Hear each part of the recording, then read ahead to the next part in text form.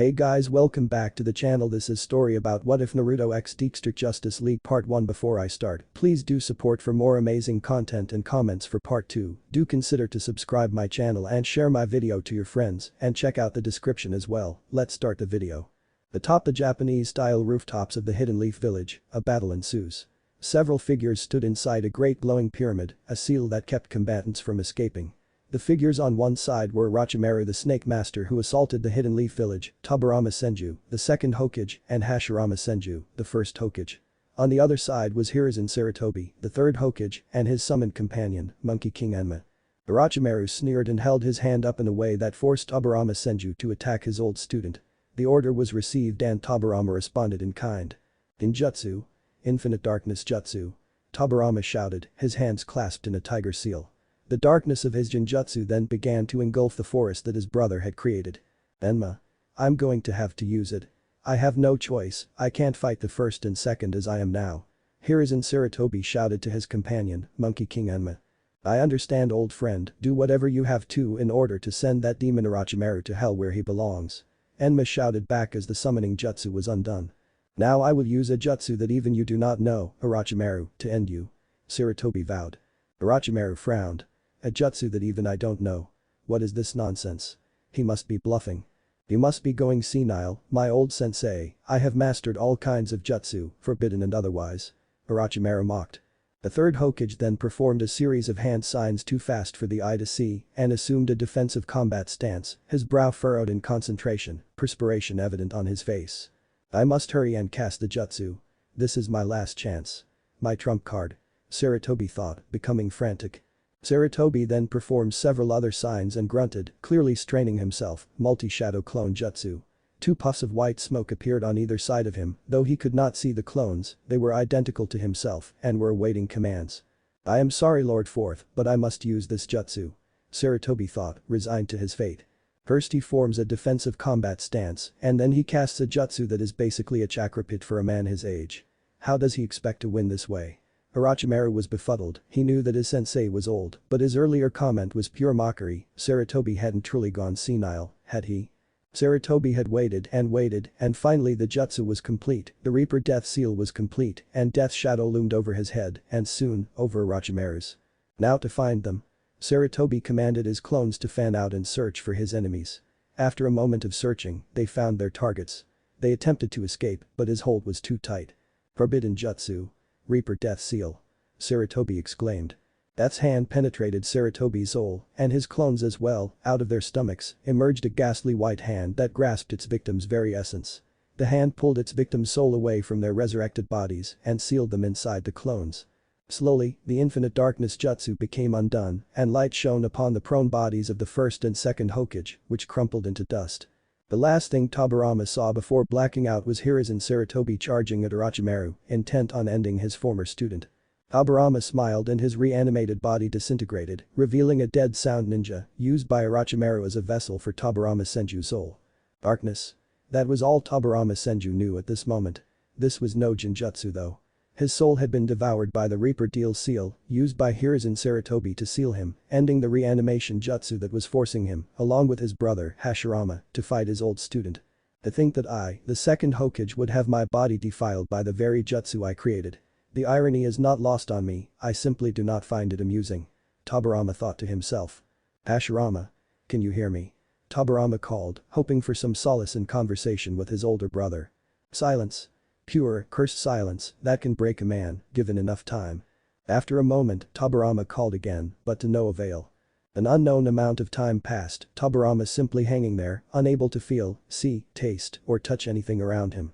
After a time, his mind began to wander. Am I going to be stuck here forever, all alone? I was prepared to give life and limb for the village, and I'm glad I can no longer be forced to harm it, but this is just cruel. Tobirama thought to himself, realizing the futility of his situation. He was in death's grip and one does not escape death so easily. I can't help but wonder how that battle ended between Orochimaru and Sarutobi. Sarutobi used the Reaper Death Seal, but he had grown so old, is it possible that he will be too fatigued to finish what he started? Tobirama shuddered at the thought of that monster Orochimaru continuing to roam free. I suppose thinking is all I have left to do since I'm all alone in this endless black void. Just then Tobirama sensed a sudden emergence of chakra, a great amount of it as well. It was steadily growing in size, starting out at genin level and increasing to perhaps rival that of a tailed beast. As this chakra began to grow, a low humming noise could be heard, followed by a white light that pierced through the endless void. The light grew and grew until it engulfed Tobirama Senju, and for a time, he knew no more.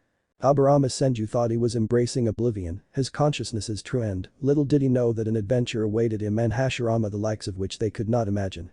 Hashirama Senju awoke to the sound of birds chirping around him. Mildly uncomfortable, as he was laying on his side with his left arm experiencing pins and needles from lack of circulation, he chose to quickly sit upright. Wait, pins and needles. Hashirama thought to himself. I'm a walking corpse, it doesn't work that way. Hashirama brought his hand up to eye level and observed it. No cracks, it's flawless. Has someone improved Tobirama's jutsu to form a more complete body? The raven-haired shinobi then brought his hand to his face and felt along its surface, looking for any craters, cracks or imperfects, and found none. What has happened to me? Where am I? Hashirama thought frantically. I see you've noticed as well, a familiar voice spoke. Hashirama turned his head to see Tobirama kneeling beside him. Tobirama, you are here as well. Yes, older brother, it seems that we have found ourselves back in the land of the living, Tobirama replied as he looked over himself. How is that even possible? Hashirama questioned. I'm not sure. Now done inspecting himself, the Senju then began to observe his immediate surroundings. The first Hokage then suddenly noticed that he and his brother were in a remote desert of some sort. Then it hit the shinobi. What the hell? How did we get here? Hashirama demanded. Apparently when I woke up we were falling hundreds of feet per minute toward the ground. It was thanks to my quick thinking that we didn't end up dead again. So it means that we're all alone in potentially hostile territory, with only finite weapons at our disposal, Hashirama stated. We need to get our bearings, and quickly, we need to find civilization and find out what country we're in, and what the shortest route to the Hidden Leaf village is. Undead shinobi or not, I will still protect the village as long as I have free will. The first and second Hokage both worked all this out in their minds in about a minute, they had made their decision. The Senju brothers glanced around the desert, deciding which direction they should scout first. We need to keep moving, Tobirama thought. The longer we stay in one place, the greater the risk of being discovered by hostiles. For the next 3 days, the two Hokage wandered the desolate landscape helping where they could. Still, a feeling of longing overcame them when they one day spotted a scrap of paper called the Daily Planet. Somehow they knew without being sure how they knew that they belonged where more people were. An expression of determination on the two shinobi's faces, they sped towards the direction they sensed the newspaper originated from a city called Metropolis. They managed to move throughout this rather strange looking without being seen or heard. I suppose this is a good thing, we can observe these local villagers and based on the way they speak, maybe we can figure out where we. It's not like they'll be able to detect a ninja of my and Tobirama's caliber. Hashirama thought to himself, nodding. As the two siblings leapt from building to building, closing in on their target. To the untrained eye, they would have appeared as black and white blurs, their speed was considered legendary after all. While concentrating on keeping up his speed, Hashirama thought he heard someone else for a moment. Then he screamed as his mind was assaulted with strange images. Help, a male voice cries out as it echoes through the darkness. Who are you? Hashirama found himself asking. They are coming. You must resist. You must fight. Fight who? Who is coming? He demanded with frustration evident. Suddenly a barrage of images begins flowing through, death, destruction, chaos, fire, screams of pain, of terror, of sadness, sounds of death, of blasters, of explosions. They are coming. A flash of bright white light erupts. Ah! The first Hokage screamed as he came back to his senses. What was that just now? Some sort of premonition or a call for help. Brother. What's wrong? Are you alright? Tobirama exclaimed with a concerned look on his face. Yes, I'm fine. We need to keep moving, Hashirama answered before the two brothers continued on their journey. But he just couldn't shake the sense of foreboding he had.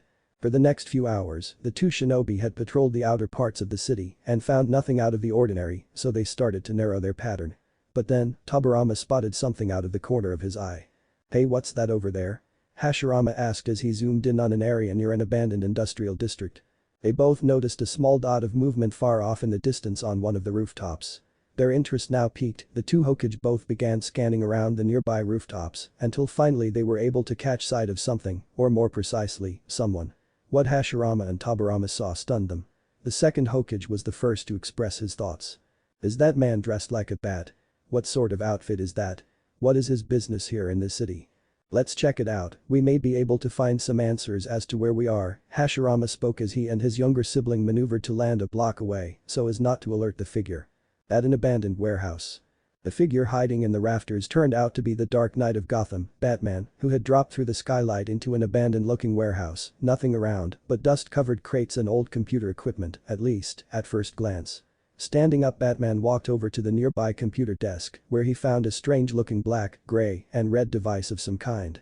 Before he could get the chance to further examine it, the sound of a commotion from behind caught his attention as he turned to see a well-lit room from which two of the three researchers that he had been hunting for the past few weeks emerged, an elderly man with a bald head and white hair around save for a few strands on top, and a mustache, and an overweight black woman with long dark hair.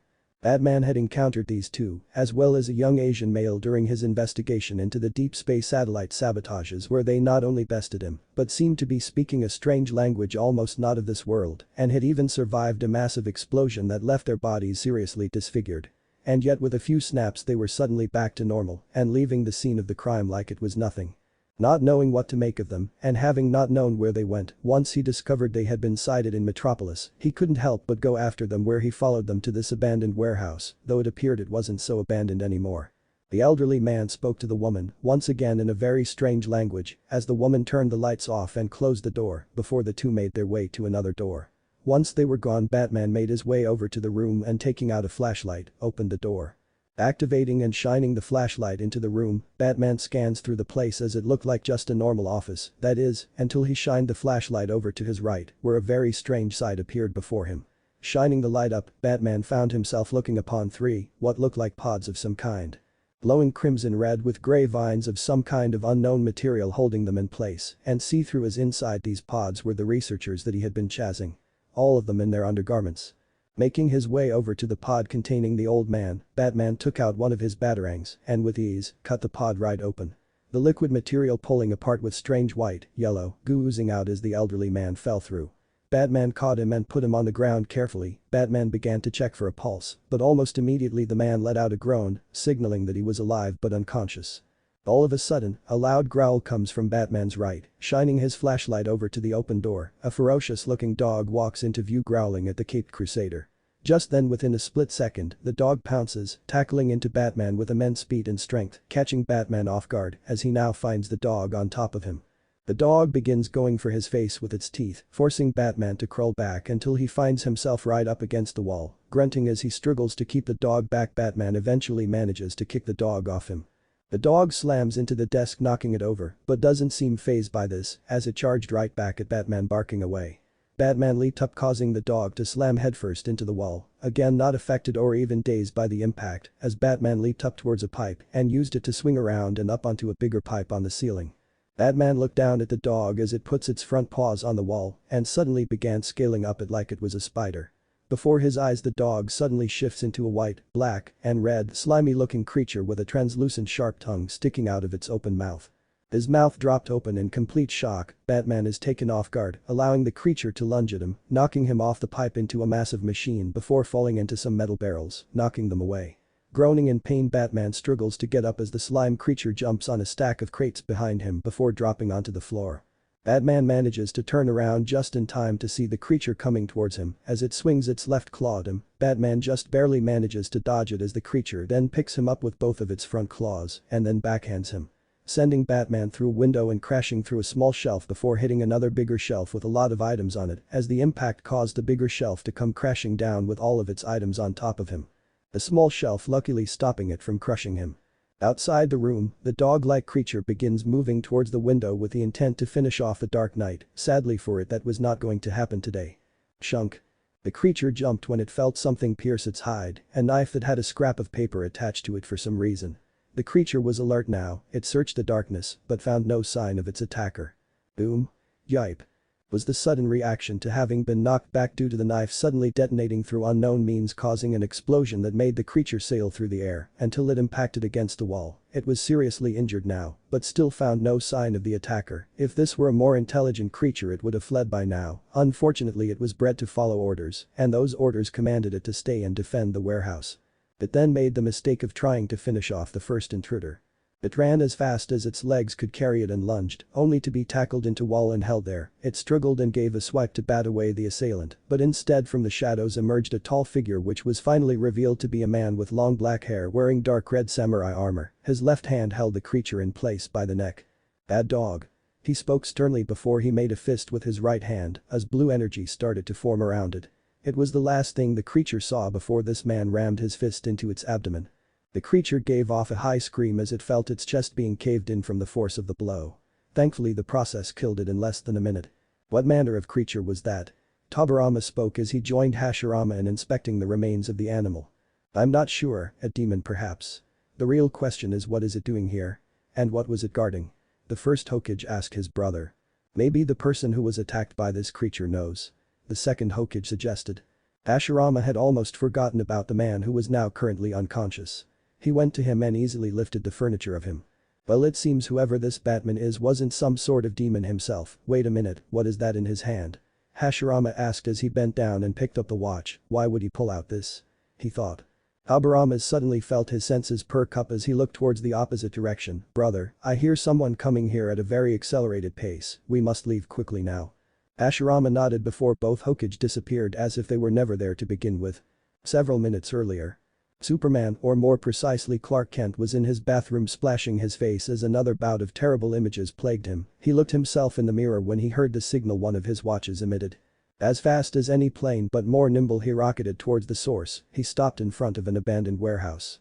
Ian went in carefully, no need to just walk into what could be a trap or something else. He was calm until he saw the signs of a struggle. He checked the area where the most damage was and entered the small room. There he found Batman unconscious. He picked him up easily enough and then saw the remains of the guard dog in the corner. What is going on here? He said to no one in particular. However, before he could think any more on the situation, something happened that no one expected. A meteor came blazing through the sky, carving a path through the park and ending up in the intersection. Superman flew to the scene with Batman in his arms. He let off a groan as the Man of Steel quickly spotted police, firefighters, and paramedics already on the scene as he spotted one black female paramedic taking her gurney out of her vehicle. He floated down towards her and called out, "Medic. He needs help." He landed in front of her and placed Batman on the gurney. What happened? The young woman asks. I'm not sure. Superman replies, turning his attention back to the meteorite as he took off towards it. The paramedic looked down at Batman. She could see he was unconscious, so he must have been hurt real bad. Getting curious as well as needing to see if he had any kind of head trauma, she slowly reaches for his cowl. Just as she is about to grab it, Batman suddenly shot awake and grabbed her wrist. She gasps, "Don't even think about it," he says in an annoyed tone. Meanwhile, the two Hokage took in the scene before them and grimaced. Memories of countless battlefields went through both of their minds when they saw that meteor hit, or at least what everyone thought was a meteor. This does not bode well, Hashirama pointed out with a serious look on face. He was right as the meteor gave a hiss as it released steam, then a slime-cover insect-like leg burst out of its rocky cocoon, then another and another until a bulbous mass came out. It was the same coloration as the creature he killed. Brother, it's an invasion. Tobirama spoke with alarm. So it seems, I can already tell that this is just the beginning, I just know it, Hashirama stated. What are we going to do? His younger sibling asked. What we all trained to do. He said to him as he activated dash onward towards the battle. Superman in the meantime was battling the invader with his fists. The only weapon it seemed to have was a concentrated laser blast from its eye, and it was powerful enough for him to actually feel it. Batman had regained consciousness, and using his grapple gun, he climbed on board his jet. He fired 2 missiles at the alien walker, but did not even phase it. Worse yet, 2 more came out of the rock and began to attack as well. This is madness, my missiles are useless against them, and Superman is barely managing to take down one of them. What are they? The Caped Crusader thought as he evaded another laser from the walker. Superman had managed to back one into a corner and cracked its eye before he was blasted back and buried under some rubble. The two shinobi, however, were both having a much easier time as they didn't hold in back and unleashing their fury on the unsuspecting invaders. Shuriken Shadow Clone Jutsu. Hashirama shouted out as he evaded another blast and reached into his pouch and pulled out a large shuriken. He chose the closest walker and threw the shuriken towards its head, using his chakra to duplicate it into over 1,000 copies instantly as they all surrounded their target. Everyone get away now. The god of shinobi yelled to all those who were close, who didn't need to be told twice, and soon they found out why as the walker was attacked from every direction as the multitude of shuriken sliced it to bloody pieces. Soon it fell apart into a mass of gore. Water style. Water shockwave. With a single hand sign, Tobirama created a giant wave of water out of thin air, hurtling with frightening ferocity towards another alien walker, knocking it back, but it was still able to remain standing. Keeping the hand sign, Tobirama called out a new jutsu. Water style. Severing wave. A highly pressurized beam of water shot out of his mouth and cut through the walker, splitting it in half, which effectively killed it. All of this drew the attention of several eyewitnesses and Batman who witnessed the events that unfolded. What in the world was that? The Dark Knight thought furiously, though his face did not show it. Both shinobi now had a new problem as the other walkers were now targeting the bigger threat, in this case them. Time to end this. Hashirama spoke as he slammed his palms together, roaring with all the intensity of a caveman, wood style. Deep forest emergence. From every side of him, multiple roots grew instantaneously, slithering out of the ground in waves already constricting the unsuspecting walker. Hashirama did not intend to leave it intact, as the roots kept squeezing until finally. Boom. It did not even stand a chance as the roots tore the walker to pieces before exploding in a mass of blood and gore. However, before Hashirama could take a breather. Brother, behind you. Summoning. Rashomon. He turned just in time to summon a demonic-looking gate before it received a blast of red energy that caused a rather large explosion. Superman in the meantime got out from under the rubble. He saw that several of the walkers were down, the Batjet fighting alongside the Air Force. He was about to return to the battle when he once more hit with the images he had seen before, only this time he finally understood their significance. As if in a trance he flew away, leaving many questioning where he was going. Batman decided to follow. But the first and second Hokage. You must come, warrior, time is of the essence and humanity will need you. A voice much like the one in his vision spoke, only it was clear this time. Are you alright, Hashirama? Tobirama asked his elder sibling. Yes, what hit me? He asked out loud, now realizing that Rashomon was able to withstand the walker's blast, with only a few scorch marks on the front gate. Suddenly Hashirama grunted, his eyes widening as images one more flashed through his mind. You are a savior. The world needs you. That voice, that same voice from before. I see. The Senju quietly says. Overhead both Hokage noticed Batman flying away, just as the US military began to arrive to try and handle the situation themselves. Jets and tanks flying and rolling in as they fired everything they got at the walkers, but had just about the same amount of effect that Superman and Batman had. We'll need to hold these things off for a little while longer, give the civilians nearby time to find safety. Besides, brother, you can always use the flying rage and jutsu to get us where those two are going and save some time. Hashirama said before he and Tobirama both pressed forward with their weapons in hand. A few hours later. Much of the heart of Metropolis lies in ruin, buildings destroyed and set aflame, pillars of smoke rising in the air, and civilians hiding wherever they can from the invading walkers. Amongst the ruins is the reporter Snapper Carr as he continues to report the situation after hours of intense battle. The heart of the city lies in ruins. As the devastation continues, the question on everyone's lips is, where is Superman? To make matters even more worse, Metropolis wasn't the only city under attack by these invaders. Meanwhile, we are getting reports that similar objects have landed all around the world. In Paris, Cairo, Malaysia, and more are arriving by the hour. Meanwhile, somewhere in the mountains. Well, this day just gets better and better. Batman thought as laser blasts pelted the turned-over tank he and the strange alien known as John Johns were using as cover. He had followed Clark to a military base, the signs of a struggle evident. He went in and heard metal being pounded on, and sure enough Superman was beating his fists on it, bending it. He thought he had gone mad. Turns out the reason he blacked out was behind that door, as well as a possible solution to this attack. He was surprised to see another alien there, this one tall with a crested head and orange eyes and green skin. Superman explained that he was calling out for help, warning him, however the machines prevented this. He wondered how until it spoke directly into his mind, an experience he did not like to say the least, when he took notice of his apprehension to his looks and morphed into a more humanoid form, still tall, but no longer having a crest but a large brow. He wore a blue cape, crisscrossing red belts on its torso, blue shorts and boots. They headed out only to find a large group of soldiers waiting for them. Turns out they were not human, as John quickly alerted them, making them change into their true shape and began firing upon them. Look out. The Martian yelled as it phased through his body, much to his shock, tackled the white aliens that made an attempt to their rear, however this cost him as he was blasted repeatedly, weakening him. Get him out of here, I'll cover you. He said over the sounds of laser and explosions as he lifted a tank as a shield.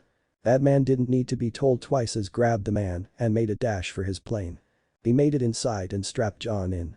He did the same for himself, pushed the engine full throttle just as the Kryptonian launched the tank at the white aliens, making the ordnance give off a great explosion. Both the plane and the hero were leaving it behind when they were intercepted by alien fighters, armed with the same blaster as the ground ones. One knocked Superman back, leaving Batman to maneuver through the narrow canyons. Several fighters were destroyed by the dangerous maneuver, however one of them finally got lucky and blasted the right wing off. Things looked bleak until What, the Batman asked as the plane was encompassed in a green glow.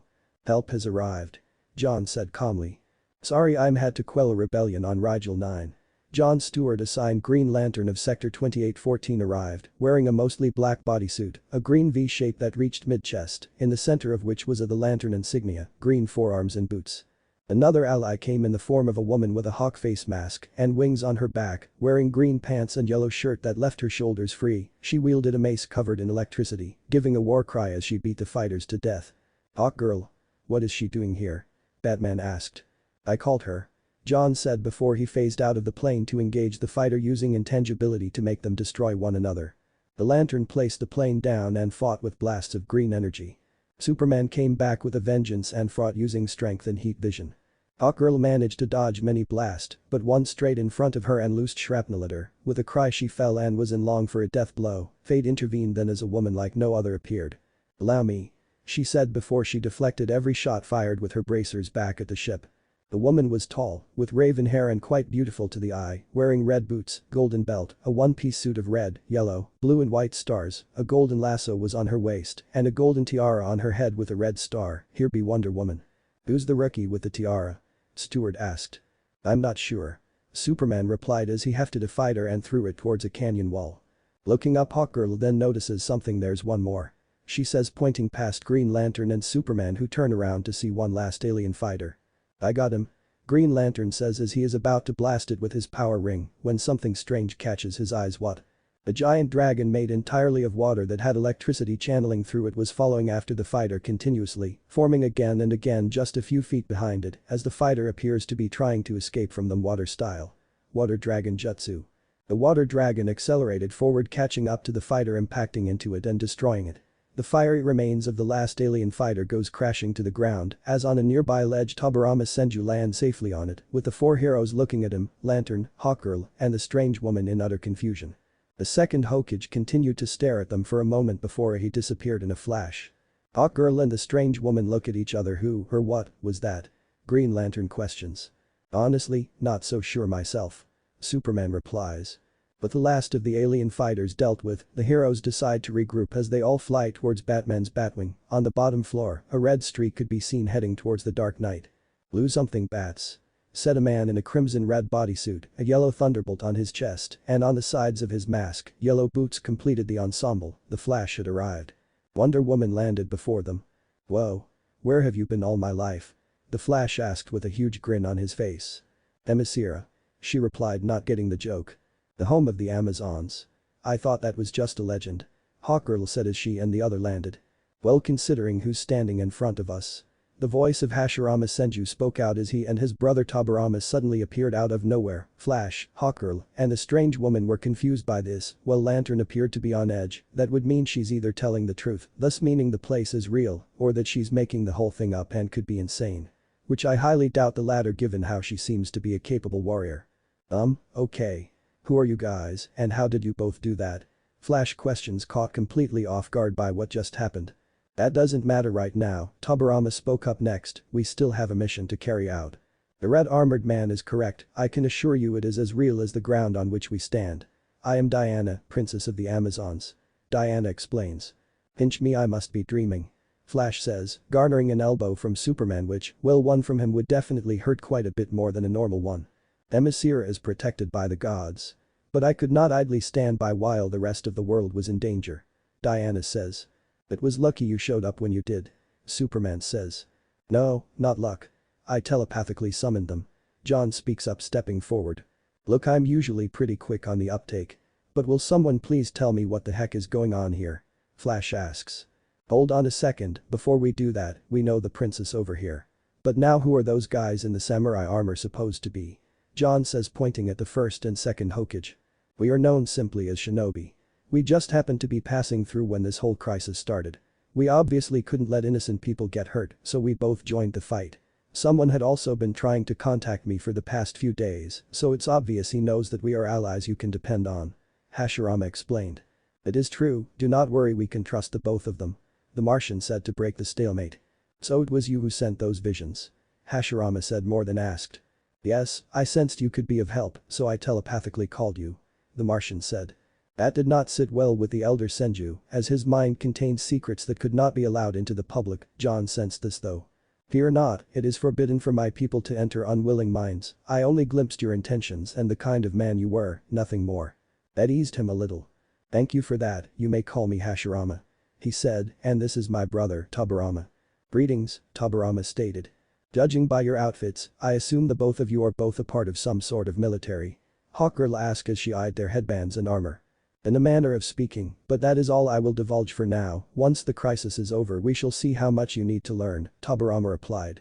This does make most of the heroes ease up. There, now that you know who we are, perhaps we should now listen to what this John has to say. Since it's obvious he knows what's going on. Hashirama said, making everyone turn their attention towards him. Sometime later, Superman finishes fixing the Batwing, reattaching its destroyed wing using his heat vision. Once finished he rejoined the others as John finished explaining part of his story. So Johns, you came from Mars to warn us? Diana asks.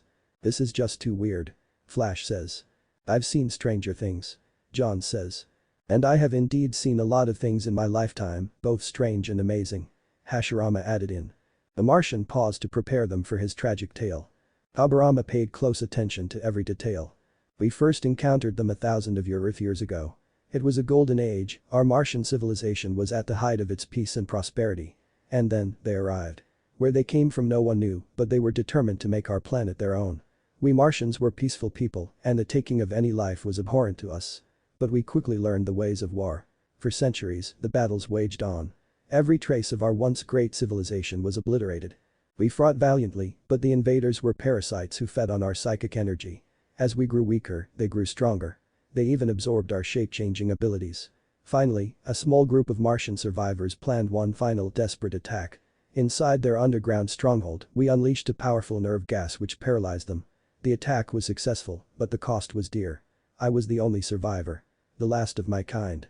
I sealed up their citadel to keep them in a constant state of suspended animation. For over 500 years I stood guard over them. But then, while I was in a hibernation cycle, astronauts from Earth unsealed the stronghold and accidentally revived the invaders. John explains. Wait, those astronauts never said anything about finding life on Mars. Flash speaks up. HMPH, some pencil pusher in Washington, probably decided it should be classified information. Lantern said. No, I don't think that happened. Tobirama said suddenly. What do you mean, Tobirama? Batman asked, wondering what he saw that no one else did. Think this all through first. These space explorers on Mars find what you call the find of the century, only to discover that it's the biggest threat the world had ever seen. And they did not bother to report it when they had a chance. No, I think the reason no one knew about it is that when they awakened, the Imperium already made their move. An army of invaders intent on conquering a world would never reveal themselves accidentally to anyone until they had the right moment. John, you said the Imperium managed to take your people's ability to shapeshift after they invaded your world of Mars, right? John nodded. Then they would have the ability to shapeshift now to any form they want, and if what I and Batman saw that was done to those 3 human scientists is any indication, then it's safe to assume that what happened to the group on Mars is the same. Their infiltration team came here and started doing what they could to weaken Earth's defenses. Those stations owned by Bruce were naturally the first to avoid early detection, and then Superman paled as he quickly understood it. The nukes, the same ones I decommissioned by Senator Carter's requests. Tobirama nodded. Exactly, this Carter never came back to Earth at all. No doubt he's either being held in a pod like the 3 scientists or dead already. The one we all saw on TV is no doubt head of the Imperium's infiltration team. Clever if you think about, assume the guise of a national hero, advocate the wishes of the masses to disarm nuclear weapons to strip away any means of defense, and leave Earth open to attack by the rest of the forward force. I've seen tactics like that before, and my home village was victim to such an attack by a rival force, so this is to be expected. They rendered Earth deaf, dumb, and blind first, and now they destroyed these nukes, so the planet's forces don't have anything to give them a fighting chance. With all the Martians gone, the invaders had nothing left to feed upon. So they turned their sights to Earth. I narrowly escaped and came here to warn of the coming danger. While I was being held against my will, it is as decades said, the invaders sent advanced agents to disable Earth's defenses. John says. We've got to stop them before it's too late. John states with a raised fist. It may already be too late. John says, as all of a sudden a massive booming sound resounds through the air. What was that? Diana questions.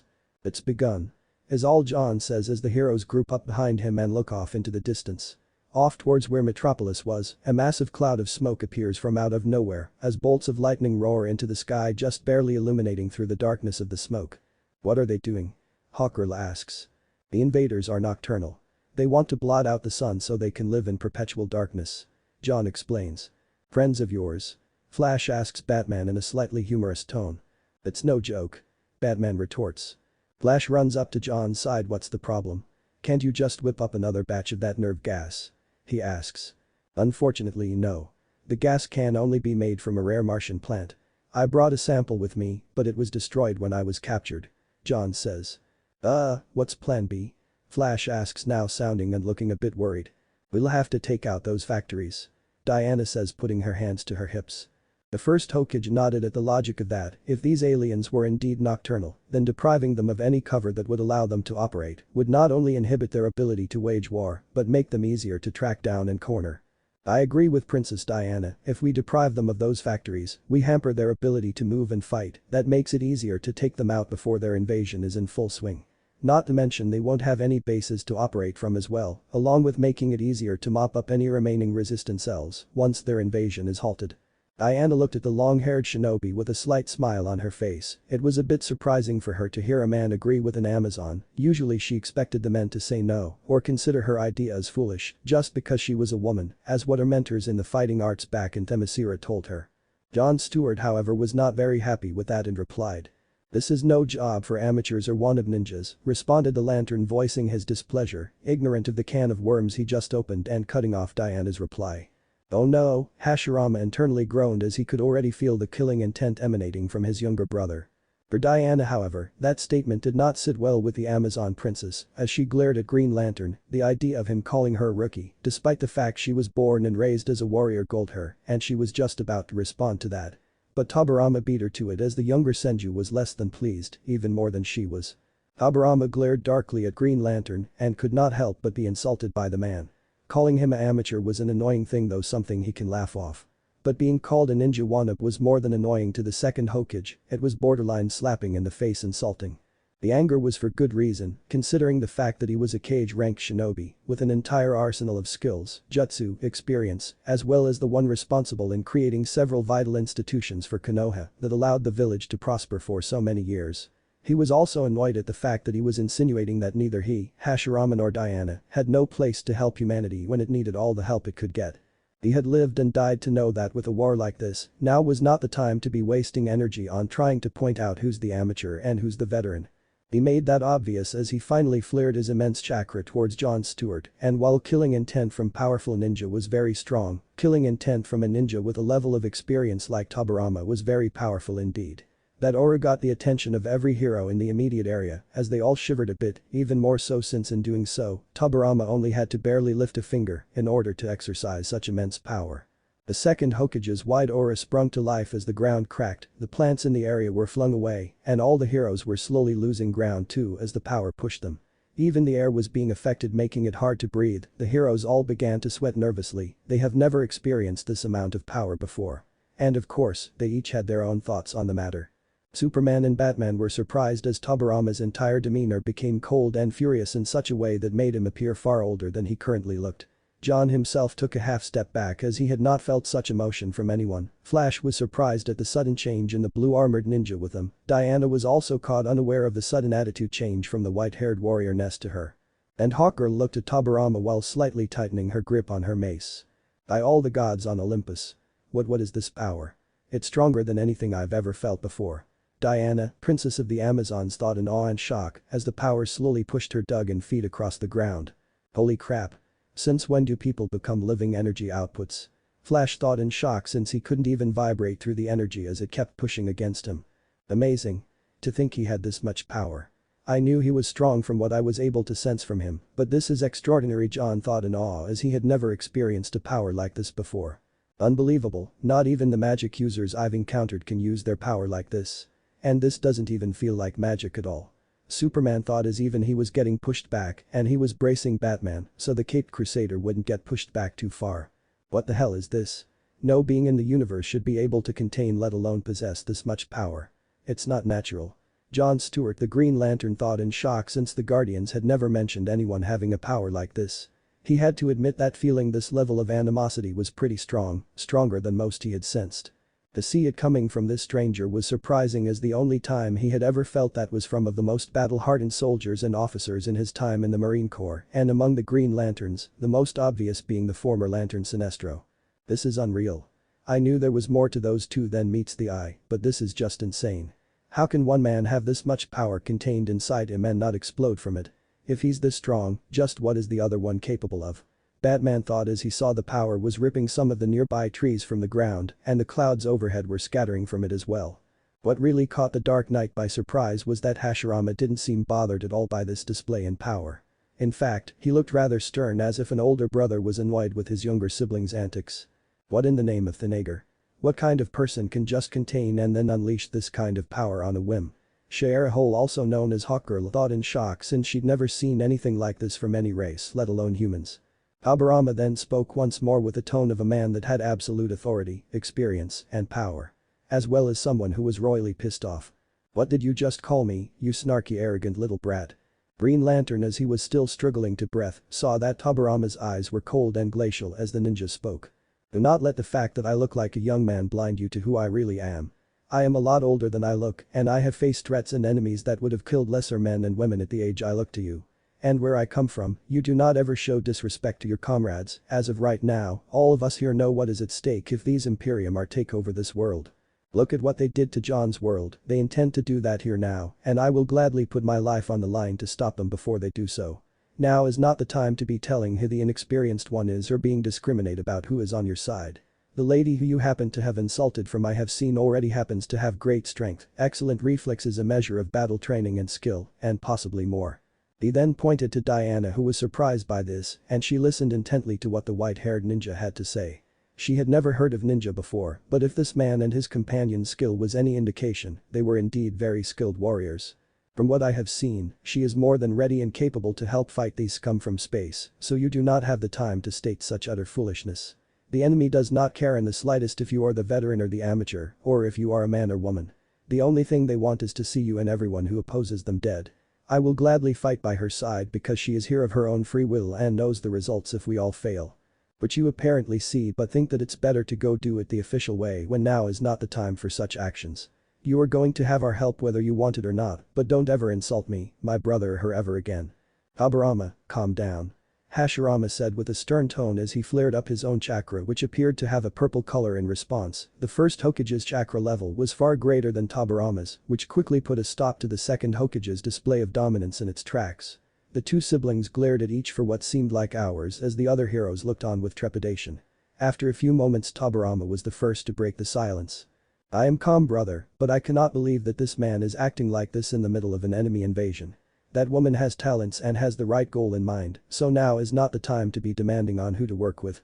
I know you're angry and that your words are completely justified, but keep in mind that we still have a war to fight and other enemies to deal with. Alright. Don't get your chakra so riled up, brother."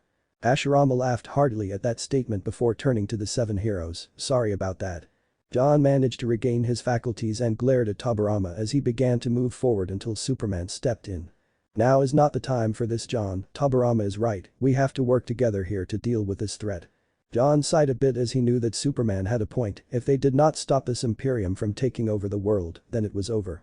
That did not mean that he was going to easily forget what had just happened between him and the two ninja. Though the focus of his ire was Tobirama, as he had not expected the man to actually try and suffocate him. He was definitely not going to forget that anytime soon. Tobirama knew that look but did not care at all. Now was not the time for a glaring contest, now was the time for action. It did not take long for the heroes to decide that they would be better off working in separate teams to take out their targets. There was one target in the South Pacific, namely in Indonesia, another in Egypt, and the last was obviously the one in Metropolis. Once that was over, they now had to decide on the individual team setup, and Flash, ever the flirt, decided to make his choice known as he moved to Diana and placed his hand on the princess's shoulder.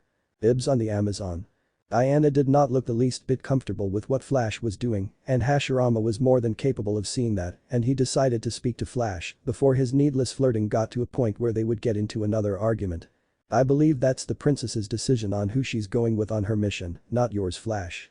Besides, as an Amazon, I have a feeling that Princess Diana is not used to being around men and will take offense on what you are doing, so I recommend keeping your flirting to a minimum. And you can probably guess how the rest of her people would react if they ever found out. Just a friendly warning by the way, take it or leave it, Hashirama explained with a knowing grin. Hawkgirl smirked at the look of worry on Flash's face as he moved away from the female Amazon somewhat at the warning given by the shinobi, though he smiled a bit more and replied that he can work something out. Superman shook his head but saw that everyone was in the mission now, and while this was a completely new situation even for him, it was now the time to move out. As soon as all the preparations were in order, Batman spoke to the others seriously. We already got our objectives and targets, we should move out now. The longer we delay, the more time the Imperium will have to set their plans in motion. So let's get down to deciding who goes with who. In this case, who will you go with, Diana? But the heroes. Diana thought it over and looked at the assembled heroes, with both the first and second Hokage seemingly silent as the former decided to let her make her decision. She looked at the two legendary shinobi and decided to work with the both of them. After all, there were some questions pertaining to the two siblings and she was not willing to work with Flash due to her unease at his actions, nor was she sure that working with Green Lantern was a good idea as both of them were not on the best of terms. She then replied as she knew that the longer they delayed, the quicker the Imperium were going to get to accomplishing their goal. I will work with Hashirama and Tobirama. Flash gave a sigh of disappointment while Tobirama raised an eyebrow. Sure, he didn't mind working with this woman who was clearly very skilled in combat, but he was not expecting it to happen that early. But who was he complain anyway? They had a lot to deal with and not enough time to do it in. His senses were still on high alert and he could already feel the effects of the factories. And longer they were left to rot, then things were going to get a lot harder from here on out. He placed those thoughts aside for now as he replied. I'm fine with that. Me as well, Hashirama agreed. Batman decided to work with them. He knew that the two brothers and Diana had a point, even if John had given them information about the invaders, the loss of the nerve gas, and any way to replicate it was a serious blow. The factories might hold the key as he too felt that the Tobirama's comments about the aliens using factories held water. I'll go with both Diana and the brothers. If there is any way to find information on how to beat the aliens without John's nerve gas and the plant samples, I'll need access to a factory and find what I can. John nodded and replied. I shall assist this team as well, I have learned enough of the technology of the Imperium so I can locate it. It seemed that all was settled until John spoke to them. Hold it, you guys happen to make up the largest team around, are you sure that going in that large a group's a good idea? Hashirama had a very accurate idea on why John would say that, but in his mind, this was about right. This was the usual team composition back home in Konoha. 1 Jonin-sensei, 3 or 4 genin or at times Chunin, and he was comfortable with the idea. Besides, this team looked a lot more promising and he was not in the mood to be trading word barbs with Green Lantern, not with the survival of the world on the line. We're ready for it, John's got the first-hand knowledge, Batman's got the brains and skills, Diana here is more than ready, and for the rest of us, we're alright with this. Besides, you, me, Tobirama and Diana are not on very good terms anyway, so working with you is not going to be a good idea. Green Lantern thought about arguing a bit more but decided not to bother with that for now. He decided to grab Flash despite the red-wearing superhero's obvious protests. And Superman as well as Hawkgirl headed off to do their part. Their target was the factory being set up in Metropolis, while Flash and Green Lantern directed their attention to the one in Asia, namely in Indonesia. As soon as the two other teams fanned out, Hashirama decided to focus his ninjutsu senses and spoke to the others. There's another factory in the land called Egypt, though that one's not well set up yet from what I can sense, that might be a good place to start. Batman raised an eyebrow at that and made his confusion clear. How do you know that? Hashirama chuckled a bit and replied. I apologize, but I am not going to say, but I can assure you that I am right on saying that they also are setting up somewhere in the desert area of that nation I just spoke of. Why they aren't moving as fast in Egypt might have something to do with the fact that it's morning over there in that country. Batman looked at his watch briefly and knew that the ninja was correct since it would already be morning there in Egypt, and if the creatures are indeed nocturnal, they would have more slower there than here in the area of Metropolis. This meant that they had to hurry and exploit this before they found a way to block the sun. Egypt. A few hours later. The teams and their mission objectives were decided. Green Lantern and Flash would deal with the factory in Malaysia, Superman and Hawkgirl would attack the one in Metropolis, and the biggest group of the heroes, John, Batman, Diana, Hashirama and Tobirama, headed to Egypt to deal with the invaders' factory there. The two Senju rode with Batman in his Batwing, while Diana and John flew beside them. After a few hours they finally arrived at their target, landing just a few miles away from the factory so as to not get spotted by the walkers that patrolled the area. Once they got near enough, taking cover in some ruins in front of the Great Sphinx of Giza, John decided to go scout ahead using his abilities as he phased through the ground leaving Batman, Hashirama, Tobirama, and Diana. Time passed by as the four waited patiently for John to return. Hiding like cowards is not the Amazon way. Diana states, seemingly annoyed by this however. It may not be, but it's the best way of not getting ourselves killed early on before we have the chance to do anything. The second Hokage said. Batman peeks out around a pillar looking at the strange-looking factory of the invaders. They must have a weakness. When we find it we'll strike. Batman stated firmly. Just then John returned phasing back up through the ground in front of the three. I have scouted the outer walls. There are no openings. John confirmed. Given how many of their weaponry almost appears organic in nature, it could be that they're able to create an opening when they feel ready to. Hashirama deduces. Then we'll make our own. Diana says before suddenly taking off.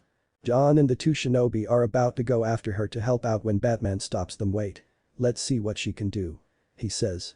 Diana flies at one of the walkers. The walker takes notice of her and fires its weapon, but Diana dives down at the last second, causing the shot to miss. She grabs the lasso from her waist and begins twirling it around above her head. Once beneath the walker she tosses it at one of its legs, wrapping the lasso around it. From here she begins wrapping the lasso around all three of the walker's legs. This surprises John visibly, while Hashirama, Tobirama, and Batman continue to look on. Once she has finished wrapping her lasso around the leg she stops on top of its left leg. Hera, give me strength. She prays. With a grunt and pull of her lasso Diana brought the legs of the walker together tightly, causing the walker to lose its balance and go crashing into the side of the factory, taking it out and at the same time giving the group the opening they needed. Once the dust settles the three men can see Diana standing triumphantly on top the walker's leg. There's your opening. She says pointing at the massive hole in the factory now before flying in. Tobirama nods in approval. Impressive. Batman agrees. John takes off while Batman pulls out his batline and fires. Both Hokage jumped into the air. The four follow Diana inside where she has already engaged a few alien soldiers. Using her bracers she blocks the incoming shots. As at seeing the heroes arriving, the few alien soldiers decide to retreat to safety. Tobirama watches this and notices one of the alien soldiers come to a complete stop and sidestep to its right before continuing to run away, as if it was avoiding something. They're unlike cowards. What are you waiting for? Diana questions the three before running off. John immediately follows. Tobirama starts walking after them but then stops, turning his head. He notices Batman looking up at the sun before turning and noticing him. So, you noticed it too, huh? The younger Senju says. The group then began to make their way through the maze-like structure. Everywhere they go, though the enemy soldiers waited for them. Using their high numbers to keep the heroes at bay and force them to take another route in an attempt to get where they need to go. Diana used her bracers to block the incoming shots from more alien soldiers. Eventually however the high number of enemy troops started to prove too much, forcing Diana back into cover with Batman, John, and the two Hokage. They've blocked us off again. Diana said. It's almost as if they know what we're thinking. Batman says. Tobirama popped out but is unable to use his long-range attacks before he is forced back into cover by the high volume of concentrated fire. Batman decides to step up as he takes out one of his explosive batarangs and tosses it, the batarang flying towards the fork in the path where it explodes between the aliens, forcing them away. Any ideas, John? Batman asks, looking back at him, only for the three to notice his eyes glowing as he appeared to be in a trance or something. John? Batman says again. His eyes stop glowing. Superman and Hawkgirl are down. They have failed. John says. What? Are you sure? Diana asks with a concerned look on her face. John nods his head. I am sure. This way, hurry. He says, pointing off towards their left. As they begin heading out, the pathway behind them seals shut. Turning right down another crossroad, behind them another doorway opens up with alien soldiers on the other side as they open fire on the heroes. The shots missing them, the heroes continue running until John stops and flies upwards into a nearby hole. Diana follows. Go, I'll cover you. Tobirama told Batman as he returns fire at the invaders. Allowing Batman to take out his batline and fire, pulling himself up to the others. Decade fires off a few more shots, taking out at least one of the alien soldiers before jumping up after the others. Quickly John takes off and the others follow. After more running flying, they eventually come to a stop as Diana looks around a pillar behind them. We lost them. She says. For the moment. Batman says as he takes out and equips onto his right fist a silver knuckle duster-like weapon. Once equipped, electricity surged from it, indicating it was enhanced with electricity to add further to the punching power. Look. John says, calling the group over. It's the central core. He says, pointing at a pillar at the center of the massive room they were in. An organic-looking control panel in front of the pillar as there seemed to be a stone or something of some kind inside a red energy field. Around the room were more alien soldiers working on various consoles and small rooms. How do we shut it down? Batman asks. The ion matrix crystal. If we can remove that, it'll shut down the whole plant. I'll need a diversion. John says. Allow me to start that off then. Tobirama said as he took out one shuriken. What are you going to do with those? Diana asks. This. Tobirama says looking at her. Preforming some hand signs, shuriken shadow clone jutsu. Batman and the second Hokage made their moves with the Dark Knight using a batarang to cut a nearby pipe that unleashed a wave of black fluid on the aliens underneath it. Tobirama then tossed out his single shuriken and duplicated it with his chakra, creating a large barrage of shuriken in rapid succession and which sliced several of the aliens into ribbons, while Diana ripped out another cable as Hashirama breathed a large ball of fire in the shape of a dragon. The former causing gas to hit the aliens and the flames of Hashirama's jutsu also created a firestorm of destruction that caught the other aliens off guard. This was enough for John to move in by phasing to the location, while Batman, Hashirama, Tobirama, and Diana were under attack. The Amazon blocked the attacks, while Batman came in his usual way and used his taser weapon for the kill. The first Hokage fought the aliens with his long swords and some of his chakra enhancement techniques, namely the same blades that he used against Madara during their legendary battle, going down and supported the Dark Knight from behind. Hashirama then used his swords to cut down several aliens who tried to sneak up on Diana, and she smiled briefly at him for watching her back. John reappeared near the crystal chamber now that the distraction was in full effect. He took out the alien nearby and quickly retrieved the crystal. The effects were quick as the factory began to shake and malfunction, but not before he was shot by one of the aliens. The last Martian was sent down to the ground and lost his grip on the crystal. John. Diana flew to his location after defeating her foes, and when she got there, Batman shouted to her. Let him out. Now. Tobirama and Bruce quickly moved to get to the two as Diana lifted John and flew to a nearby tunnel area. Batman quickly used his grappling gun and moved over to get the crystal, while Tobirama covered his back by firing some of his shuriken and kunai with some paper bombs on them. However, when the aliens quickly accessed the door controls and before the two men could make it, they were sealed in. Batman used his taser to try to break through, while Tobirama began to use his Rasengan, but it was not going well. The two turned and saw the aliens coming at them. This is not good. Tobirama, however, was not giving up just yet as he quickly formulated a plan that would get them out of here quickly. Diana was stunned at the fact that both Batman and the second Hokage were not behind them and she rushed back, shouting their names. Batman. Tobirama. She however stopped as the sounds of laser fire came out and soon silence. No. Horror filled her at the fates of the two men and she tried to help them but was stopped by John as he recovered from the injury he got. No, there is nothing we can do for them. Athena, you don't mean that they are gone. John's sad look was heartbreaking to Diana as she looked at the door and spoke. Para help us. Hashirama however simply narrowed his eyes. He already knew what his brother was planning and had no doubts that he and Batman would get out of this unscathed. Batman closes his eyes, waiting for the inevitable shots to hit and kill him. It appeared his luck had finally run out and yet, it didn't happen. He heard the shots but didn't feel anything. Batman decides to open his eyes to see what's going on and when he does, he is completely shocked by what he sees in front of him. Water style. Water dragon missile. In front of him was a large dragon made of water similar to the one he saw earlier that speed through the collapsed dome and struck down all of the aliens in just a single second. Tobirama soon reappeared right in front of Batman. What was? Part of my abilities have to do with the element of water, it's my specialty. Tobirama explained. I see. So you and brother can control the elements? Batman questions. In a way. Pretty much. We did create these techniques ourselves after all. Tobirama replied. The Senju walked over to the ion crystal and picks it up. Alright, let's get out of here and try to contact the others. Once back outside, the two make their way towards the Batwing. Just as they are about to reach it, Batman, Tobirama, do you hear me? John. Batman says. He's contacting us telepathically. John, where are you at so we can regroup? The younger Senju asked. No, I have another job for you. Something that must be done if we are to assure our victory against the invaders. John says.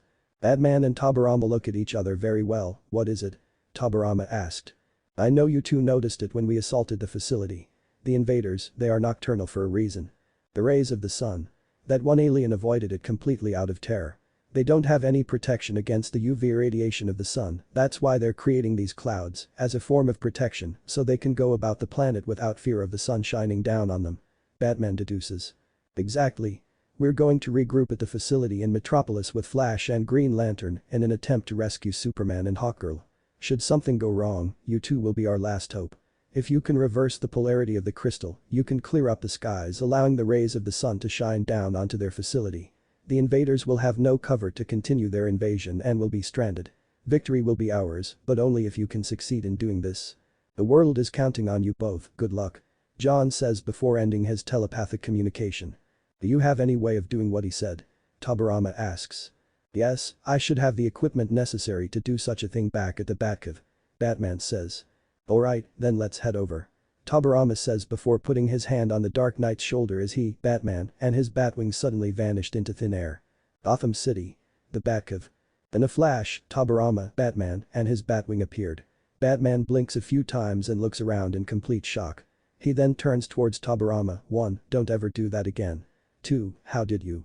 I've been a shinobi for a long time, I have my ways of gathering information and keeping secrets, something that you're quite familiar with, is all Tobirama says, having secretly used a mind-reading technique on Batman earlier today to figure out the Batcave's location.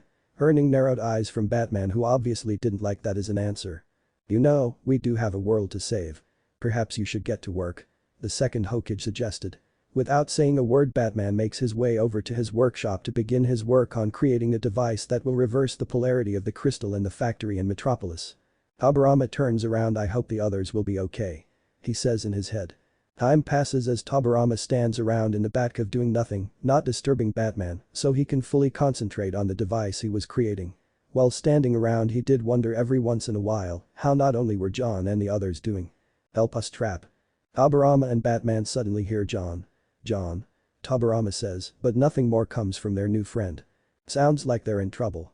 Batman says. Is your device ready? Tobirama questioned. Batman stands up and picks up a small square box. What do you think? He asked. Outside. Tobirama was quick to leap off the wing of Batman's fighter as the two of them arrived back in Metropolis, but this time they moved the fighter a fair distance from the city and soon began to move inside while avoiding patrols. The Senju had pretty much stayed out of the caves, seeing that Bruce needed to work and him around was not good. Once they were done, or at least Bruce was done, they hightailed back to Metropolis. Tobirama quickly turned to Batman as he carried the crystal in his hands as the two of them moved closer to the target factory. But not before Naruto quickly released 2 shadow clones on the fly and sent them to the back to gather some extra nature chakra. You sure that device with those modifications is going to work? Yes, but we have no time to waste here. This device should be the key to removing the cloud cover that they use for their invasion to finally be a success.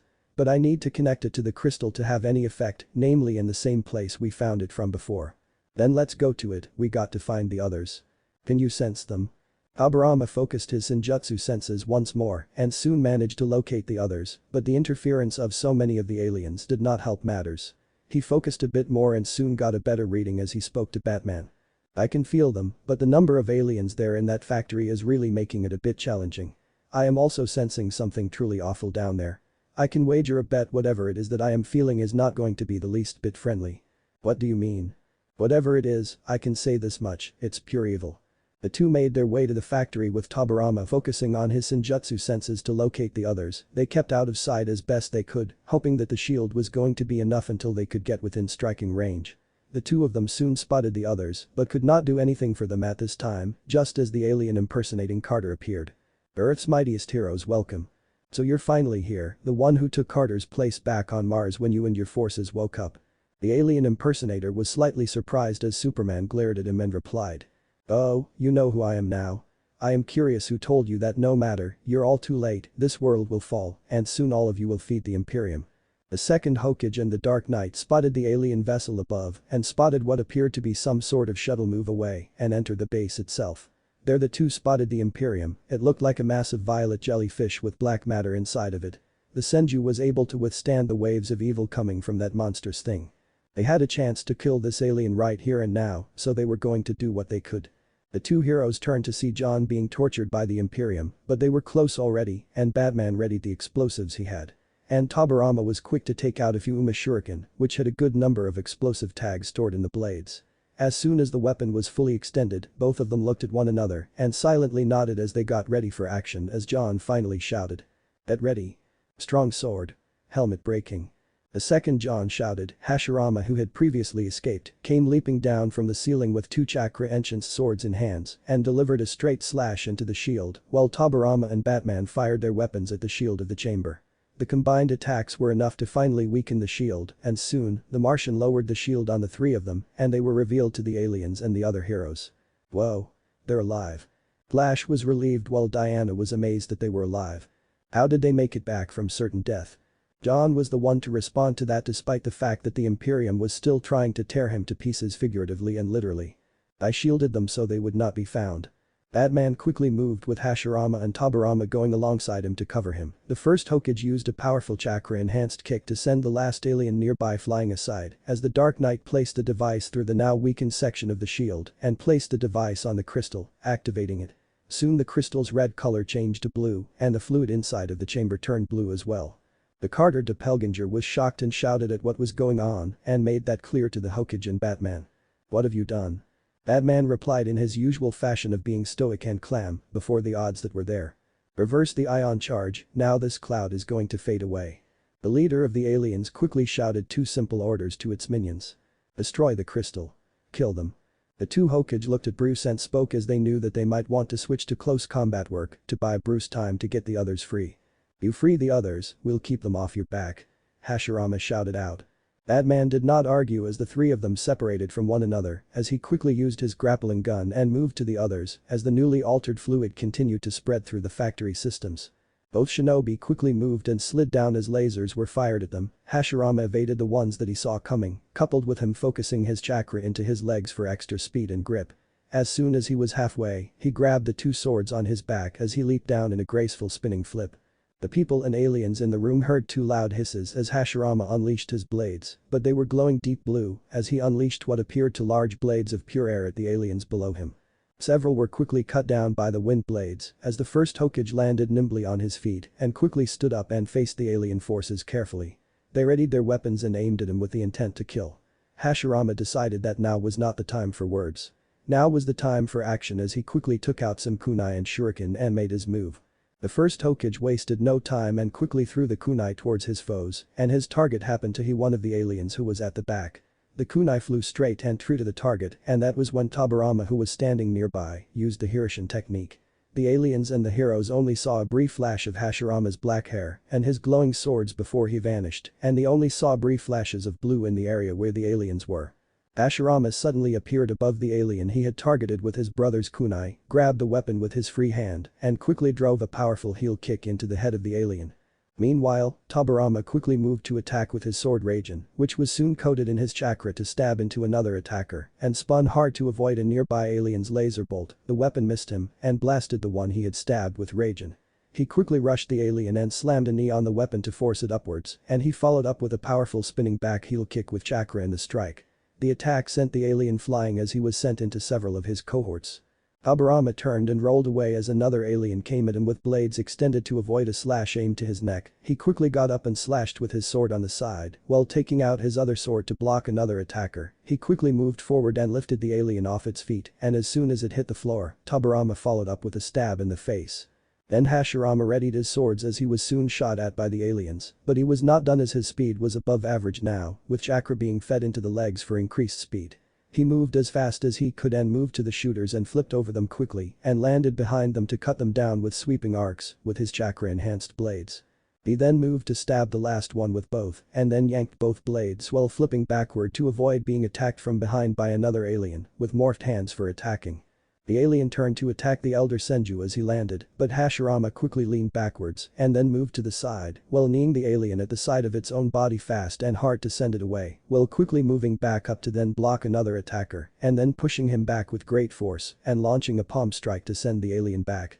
The two shinobi were able to hold their own for a bit more, and soon more of the aliens were down and out as they quickly lashed out with a surprising blast of pure wind on them. The wind struck like a whip of pure force and sent more of the aliens flying backwards. Both Senju turned and saw Batman working quickly on freeing them, and they were grateful for that. Some backup right now was certainly more than welcome since time was of the essence. But they placed their thoughts aside as they needed to focus on the here and now as more of the aliens continued to attack them. Hashirama then moved to place one of his swords on his back in the sheath and attacked with his fist empowered by chakra that smashed hard into a large bunch of the aliens who were about to shoot at him with their weapons. He managed to avoid the hits and land the attack to send them splattering all over the place, and that was that for them as he got ready for the next batch that was on their way to kill him. Batman looked at the battle as he worked on freeing the others. The two shinobi's actions proved to be the key, as the aliens did not attack the Dark Knight of Gotham, as they were being kept out of the fight by Hashirama, Tobirama, and the shield that was on the converted ion crystal stopped the aliens from destroying the crystal. While he was freeing Diana first, he turned to see just what the two Hokage's situation was, and he could see that they were both continuing to hold their own and fight in ways that defied the conventional train of thought that one would have when seeing two individuals who were supposed to be human. Those two certainly know how to fight in such a situation. I wonder how it would have been had I been training alongside them back in my younger years. The rest of the heroes were also deep in their perceptions of the battle, as both brothers continued to take down more and more of the aliens, while John continued to drag the Imperium into the light as its skin boiled and bubbled, making the leader of the invasion force shout out more and more screams of pain as sunlight ravished its form. How the heck is he moving that fast? Flash thought as even he was having a hard time following the two ninjas' attacks as the first and second Hokage of Konoha cut down more and more of the aliens as if they were moving too slowly. Sure, he was fast, but they was not as fast in close combat situations where space was at a premium as it were. Whatever technique they were using was too damn cool in his book. They are perfectly in sync with each other, it's almost like they've been doing this for ages. Hawkgirl was not lying as she knew how to fight with hand-to-hand as well as with weapons, and she could see that these two men were very well trained in the use of throwing and melee ranged weapons as well, and it was like they had been trained in how to use them for a very long time. That was something she had to respect as she had faced few foes in her time back in the southern states who could come anywhere close to what she was seeing before her this moment. These two are beyond my understanding, I've seen a lot, but this is certainly something else. Lantern thought as he had never seen anything like this before in his career both as a Marine and as a Green Lantern. The way these guys moved and fought was too powerful and precise to be human, yet too fluid and natural to be a machine. They could be cyborgs, but most cyborgs like Metallo were not even close to being as fast or powerful as those. And there was no way that any cyborg he knew of could possess abilities like that. These shinobi seemed to really fight like seasoned professionals, just who are they and how did they learn to fight this well? Superman watched the way both Hokage moved and he could hear their heartbeats and breathing. They were breathing like anyone would in a fight, yet they seemed to be relaxed as well. There was no panic or any of the usual signs. These two men were fighting like he had been doing this all his life, like it was as simple as breathing and eating to him. What sort of battles did these men, if they were even human to begin with, fight in to be this skilled? The brothers definitely were no pushovers, but there was a precision in their way of fighting that made them seem both a brawler and seasoned fighter at the same time, which to the Man of Steel was certainly new. By all the goddesses and gods who reside on Olympus. Both of these men fight like they were born to fight. They and their fellow ninja must be truly skilled fighters to have reached that level. And that power they both shows, I have sensed it, where are they drawing such power? Diana was impressed by the way the two ninja fought, smooth, efficient, effective, and deadly. It was like a dance of battle before her. She had been trained by all the best warriors in the arts of war on Themyscira, yet those two fought like fighting was bred into their body and blood. She was very much amazed by their skills, and that was something as she was an Amazon and had been taught by the best. Secretly, Diana hoped that Hashirama and Tobirama would teach her some of their moves someday. The reversed ion charge was now in effect as the factory unleashed beams of light out into the sky as the clouds that held the world under a cloak of darkness began to move away and reveal the sunlight once more. The end results were there as the aliens quickly sought cover and those currently fighting the Senju brothers pulled back, allowing them to use both their shuriken and kunai in conjunction with their signature blades. John also managed to free himself from the Imperium's grasp and drag the creature into the daylight. The alien screamed in agony as the Martian taunted him while holding its tentacles which had originally been in his own body. You hide underground and shun the light. Why? Does it burn your pale putrid skin? The Imperium screamed in pain as boils and steam came out from the alien leader as more sunlight fell on it, much to Flash's disgust as he spoke. Now that is a major case of super strong sunburn. It was not long before the heroes were able to get into the fight. Superman managed to get a charge from the Son of Earth and used his heat vision to free himself, and he quickly tore off a large section of the floor and raised it as a shield to allow Bruce to do his work, and he held it up. Just as Batman finally Diana, Superman freed Hawkgirl with his heat vision as well. She in turn freed Green Lantern with her mace Diana, then freed Flash as the speedster was now on the move to attack the aliens as well. The other heroes joined in as Hawkgirl used her mace, Flash his speed, Diana her strength, and Superman his own strength and heat vision that tore apart sections of the building to expose the creatures to sunlight. Aburama spotted 3 other aliens moving to attack Stewart, and he quickly pulled out a spare yet smaller Fuuma shuriken from his weapons pack, quickly expanded it, and shouted to the Green Lantern. "Get down now." Stewart did just that out of reflex and saw the weapon sail over his head and slice into the heads of 2 of the aliens, and allowing him to unleash a powerful burst of his ring's energy in the shape of a wall shield and quickly used said shield like a battering ram to send them back into the wall face. He turned and nodded to Tobirama as John quickly went back into the fight as he blocked another barrage of attacks and cut down the incoming threats. Ashurama turned when his danger senses warned him of an incoming attack, only to see the Diana in front of him using her bracelets to block their attacks and send them right back at their shooters. The Amazon princess turned and spoke with a slight smile. "Now we're even." Ashurama quickly fired several of his kunai that had several paper bombs attached to them yet again, while Diana, Superman, Hawkgirl, and Green Lantern took to the skies, ripping out holes on the building and ripping off sections of the walls to expose the rest of the aliens to the sunlight. It was here that the Imperium managed to free itself from the pain of the sunlight by shocking John into releasing him, and he escaped, leaving the Carter double to die along with the others. Diana spotted that and used her lasso to hold the ship down and keep the leader of the invaders from escaping. Superman was able to defend John alongside Tobirama, who used his water style and his throwing weapons, which were chakra enhanced and loaded with paper bombs, to do the most damage alongside the Kryptonians' use of heat vision in battle. But the alien ship fired a beam at Diana, forcing the Amazon to block it and allow the aliens to escape. Hawkgirl however came on the scene and used her mace to stop the ship, allowing the fully recovered Amazon to catch the rope once more to prevent the Imperium from escaping, just as a doorway was revealed from the alien mothership. Diana yanked hard on the lasso and dragged the beam back just as the first and second Hokage came up to the plate, with Tobirama putting his hand on his elder brother's shoulder as they looked up at the ship just as Hawkgirl began to attack once more. Tobirama's Haration allowed him and Hashirama to move close to the alien ship to make them smash a chakra-enhanced fist and water shaped like a drill quickly into the ship's hull, which caused considerable damage to the vehicle, just as Hawkgirl's next strike was the final death blow as the 2 Senju teleported back to the factory. The Imperium screamed in fury as its vessel was sent smashing into the factory and nearly crushing Batman, but Flash saved the Dark Knight at the last moment. The factory was about to blow, and the heroes went to work saving the people trapped inside the same pods the aliens used, with Green Lantern carrying them in a bubble, while the others flew out of the now destroyed factory. The cloud cover was gone, and it seemed that light was filling Metropolis once more. However, the alien vessel was now trying to escape, no doubt abandoning its comrades and hoping to avoid facing the fate that claimed its leader. Diana was angry at this and spoke out. "Those cowards are fleeing." The idea of letting these aliens escape without a fight was a big insult to her. After knowing what these aliens did to other worlds, including John's own world, she was not going to let them escape without being punished for their crimes. Ashurama however was not going to let the aliens escape without a fight. His brother had the same thoughts as well. He knew what he was going to have to do now. The others turned in surprise when Hashirama suddenly leaped forward to the nearest building and then, by clapping both of his hands together, summoned a titanic 1,000-handed wooden statue that resembled a Buddhist monk. "Dihara." Diana spoke out as she could feel a level of power coming from Hashirama, and she could feel the same energy, only this time, there was a lot of it as well, and the others looked on as they tried to figure out what he was doing. Hashirama pumped more chakra into the statue, while the Kanzean Lotus King was nowhere near as powerful as his true 1,000 hands technique due to not utilizing Senjutsu chakra. It was still more than enough to finish off the remaining invaders. How the heck is he doing that? The rest of the heroes were stunned as this was something none of them have witnessed before. Using the giant statue as a medium, each of the 5 smaller heads encircling the statue's main head simultaneously released a stream of a different elemental nature attack consisting of fire, water, earth, wind, and lightning. If that was not an impressive sight, Hashirama had no idea what was an impressive sight. All is suffering. The massive attack smashed hard into the ship as it was about to get out of the city and smashed on the middle of the ship and just above the area where the engines would be. The sheer impact of the combined attack was spectacular as a veritable firestorm of destruction began to consume the ship's area.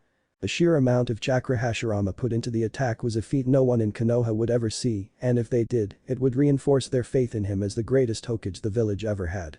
The attack tore into the armor of the ship and also caused a large amount of destruction, and inside the ship, the aliens were running in pain and shock at the attack. More sections of the ship were being torn apart by the combined chakra elemental natures as it spread fast. Any alien caught were either burned, electrocuted, shredded and broken as soon the ship soon exploded into many pieces. The fiery remains of the alien ship thankfully did not crash into the city of Metropolis.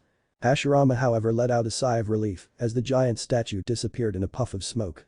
As impressive as always brother, Tobirama praised as the first Hokage turned to his brother and gave him a nod of appreciation. Superman looked at the now crippled ruins of the alien ship. At least now we can deal with them and make sure that they can no longer harm anyone. Diana nodded at that and spoke to the two Hokage. You have amazing power Hashirama and you as well Tobirama, I have never met many people who can control that level of power outside of Themyscira. Are you sure you're not gods in disguise by any chance? Hashirama laughed heartily at that as he was known as the god of shinobi back in his glory days, but now he was far too old for such a term being used on him and replied. Nope, our parents were both human my dear Diana, but let's put that on hold for a moment as we still have deal with the rest of the Imperium. Indeed brother, let's get this over and done with, Tobirama agreed. Sometime later. Snapper Car stands amongst the ruins of the factory in Metropolis. This is Snapper Car. In the aftermath of the Metropolis meltdown, most of the invaders have retreated from Earth. Superman and a team of other heroes have driven out the remaining pockets of resistance, helping to restore order around the world. As Snapper says this, Diana can be seen bringing down another alien walker with her lasso causing it to explode. Green Lantern flies up to a factory and uses his power ring to cause some damage. Hawkgirl slams her mace into the face of another walker and Tobirama landed on top of a walker and uses his signature sword to cut it down. While Hashirama used his wood style cutting Sprig's jutsu to take another walker down. Despite this stunning victory some are warning that we must remain vigilant. Snapper reports now from the UN building. We got lucky this time. What will we do if the invaders ever return or something worse comes along? A US military general questions as he spoke to the press behind a podium. From the back of, Batman watched this broadcast and upon hearing this shut it off. He put his right hand to his chin as even he began to question what would they do should another invasion happen. 3 weeks later. Above Earth, hidden in shadows at first when the light began to shine on it the structure came into view. It was a massive tower-like station, 3 small towers connected to it by bridges incredible. On the station near the top level, Superman stared out the massive viewing window at the Earth below. Do your stockholders know about this Bruce? Superman asks looking to his left as Batman walked up to him. The line item hidden in the aerospace R&D budget. This watchtower will act as an early warning system for detecting other threats of invasion from space. Batman explains taking a few steps away from Batman. And, it also has a fully stocked kitchen. The Flash speaks up making Superman and Batman look at him as they see him and Diana exiting the elevator with cups of iced matcha in their hands as they approach them. Iced matcha? Flash asks Superman as he walks up to him. No thanks. Superman generously declines. Diana takes another sip from her straw. They don't have these on Themyscira. She says with an impressed look on her face. Flash speeds over to her tapping her cup with his stick around Princess. I'll show you the ropes. He says. Diana smiles at him. Perhaps I will. She agrees. An impressive installation. Looking up the heroes spot Jon Stewart and Hawkgirl floating down towards them after the two had gotten their look around the facility themselves most impressive. Jon finishes as the two land. Then a familiar sound was heard off to their side as both the first and second Hokage had teleported to the station. Well, I have to admit. I'm impressed. Back home, we didn't have anything even close to something like this, Hashirama said putting his hands to his hips. If I may ask, what's all of this got to do with us? Tobirama asks. Everyone's attention turns towards Superman as he turns away, a grim look on his face as he then walks over to the window. I once thought I could protect the world by myself. But I was wrong. He turns back towards the others. Working together we saved the planet. He takes a few steps back towards them and I believe that if we stayed together as a team, we could be a force that could truly work for the ideals of peace and justice. What? Like a bunch of super friends? Flash humorously questions. More like a Justice League. Superman says. Do you have any idea how corny that sounds? Flash asks walking up to him. What? And that other name you suggested doesn't? Tobirama questioned. True I guess. But you know what, I think the big guy's got a point. With all of us behind it, it just might work. Count me in. Flash says as he and Superman both put their right hands outward between each other. Me too. Jon agrees, he and Hawkgirl both walk over and join them and putting their hands at the center between the group of heroes and me. Hawkgirl says. Diana looks down, a worried look in her eyes. My mother may not approve. But I find man's world to be intriguing. I'll gladly join. She finishes before walking over and joining them. What about you Batman? Superman asks as he and the others look at him. I'm not really a people person. But when you need help he turns to the left and you will, he emphasizes looking back at them, call me. He finishes. Understood. Superman says. And what about you, Shinobi? Diana asks as the heroes now look towards both brothers. Habarama's expression remained stoic, while Hashirama had his arms crossed and appeared to be thinking it over. After a few moments they made their decision. We don't exactly have anywhere else to go at the moment, and I can't sit idly by as there's a chance the Earth could potentially be threatened by something even worse than the Imperium. So yes, we'll join you. Hashirama says with a serious and determined look on his face. You can count on the two of us to help however we can in protecting this world no matter what, that I promise you. Tobirama assures. Good to hear, then we're all agreed. Superman says. Wait, John's not here. Diana says, taking notice of their missing Martian friend. Yeah, where is he? Flash asks. After a few seconds the heroes spot him and Superman flies up to him, John standing on what appeared to be a control center platform hanging high attached to the central pillar of the room. Landing on the platform, Superman walks up to him. John. Are you alright? He asks. John looks out the window at the deep darkness of space. My family and loved ones are long gone. I am the last of my kind. He says. I know the feeling. Superman says, putting a hand on his shoulder. Now, Mars is dead. And I am alone in the universe. John says. John, we can never replace the family you lost. But, we'd be honored if you could learn to call Earth your home. Superman says. John turns his head to look at him as Superman gives him a reassuring smile. After a few seconds, John accepts this and smiles back. Come on. Superman says, putting both hands on his shoulders. The two float back down to the others who walk towards them to welcome John to the group and to Earth. And thus, the Justice League was born. As the other heroes talk amongst each other, both Hashirama and Tobirama silently listen in.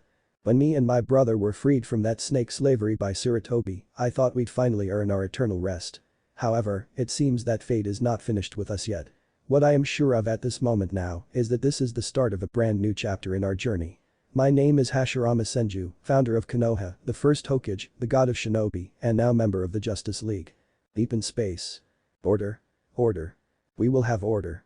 A light brown-skinned alien with a single horn protruding from his head shouts over an ever-increasing crowd of various aliens, shouting a bunch of things. The crowd of aliens sounded furious from the stands at what was unknown, but the male aliens shouting went unheard as they continued to yell and talk amongst each other in various languages. Silence. A booming voice calls out as then a massive circular monitor at the center of the dome-shaped room lights up, bringing complete silence from the crowds. The alien audience stand up as if in respect to whoever was about to appear, as then on the monitor a large oval-shaped metallic, almost robotic-looking face with yellow eyes appeared. This high tribunal is now convened. Never before have so many put aside their differences and come together in pursuit of a single goal. The face spoke. Just as then two more faces appear, one on either side, as the one male-looking face on the left had somewhat distinguishable teeth being shown and a black spot beneath, almost making it look like a goatee. While the face on the right was more feminine in appearance. But never before has there been a crime so heinous, so vast that it had the power to unite us in grief and revulsion. The female head spoke as the aliens take their seats. We are gathered here today to seek justice. The other male head spoke. A somewhat slender alien in a white suit with black lines, a bulbous-looking head with two blue and black circles at either side of where his ears would be, stands at a control panel as he looks up at the crowd. Looking at the three judges, the alien presses a few buttons on the panel, which suddenly brings his hovering podium into the air. As he approaches the monitors, the three judges' faces are on. Where is the accused? The center face asks.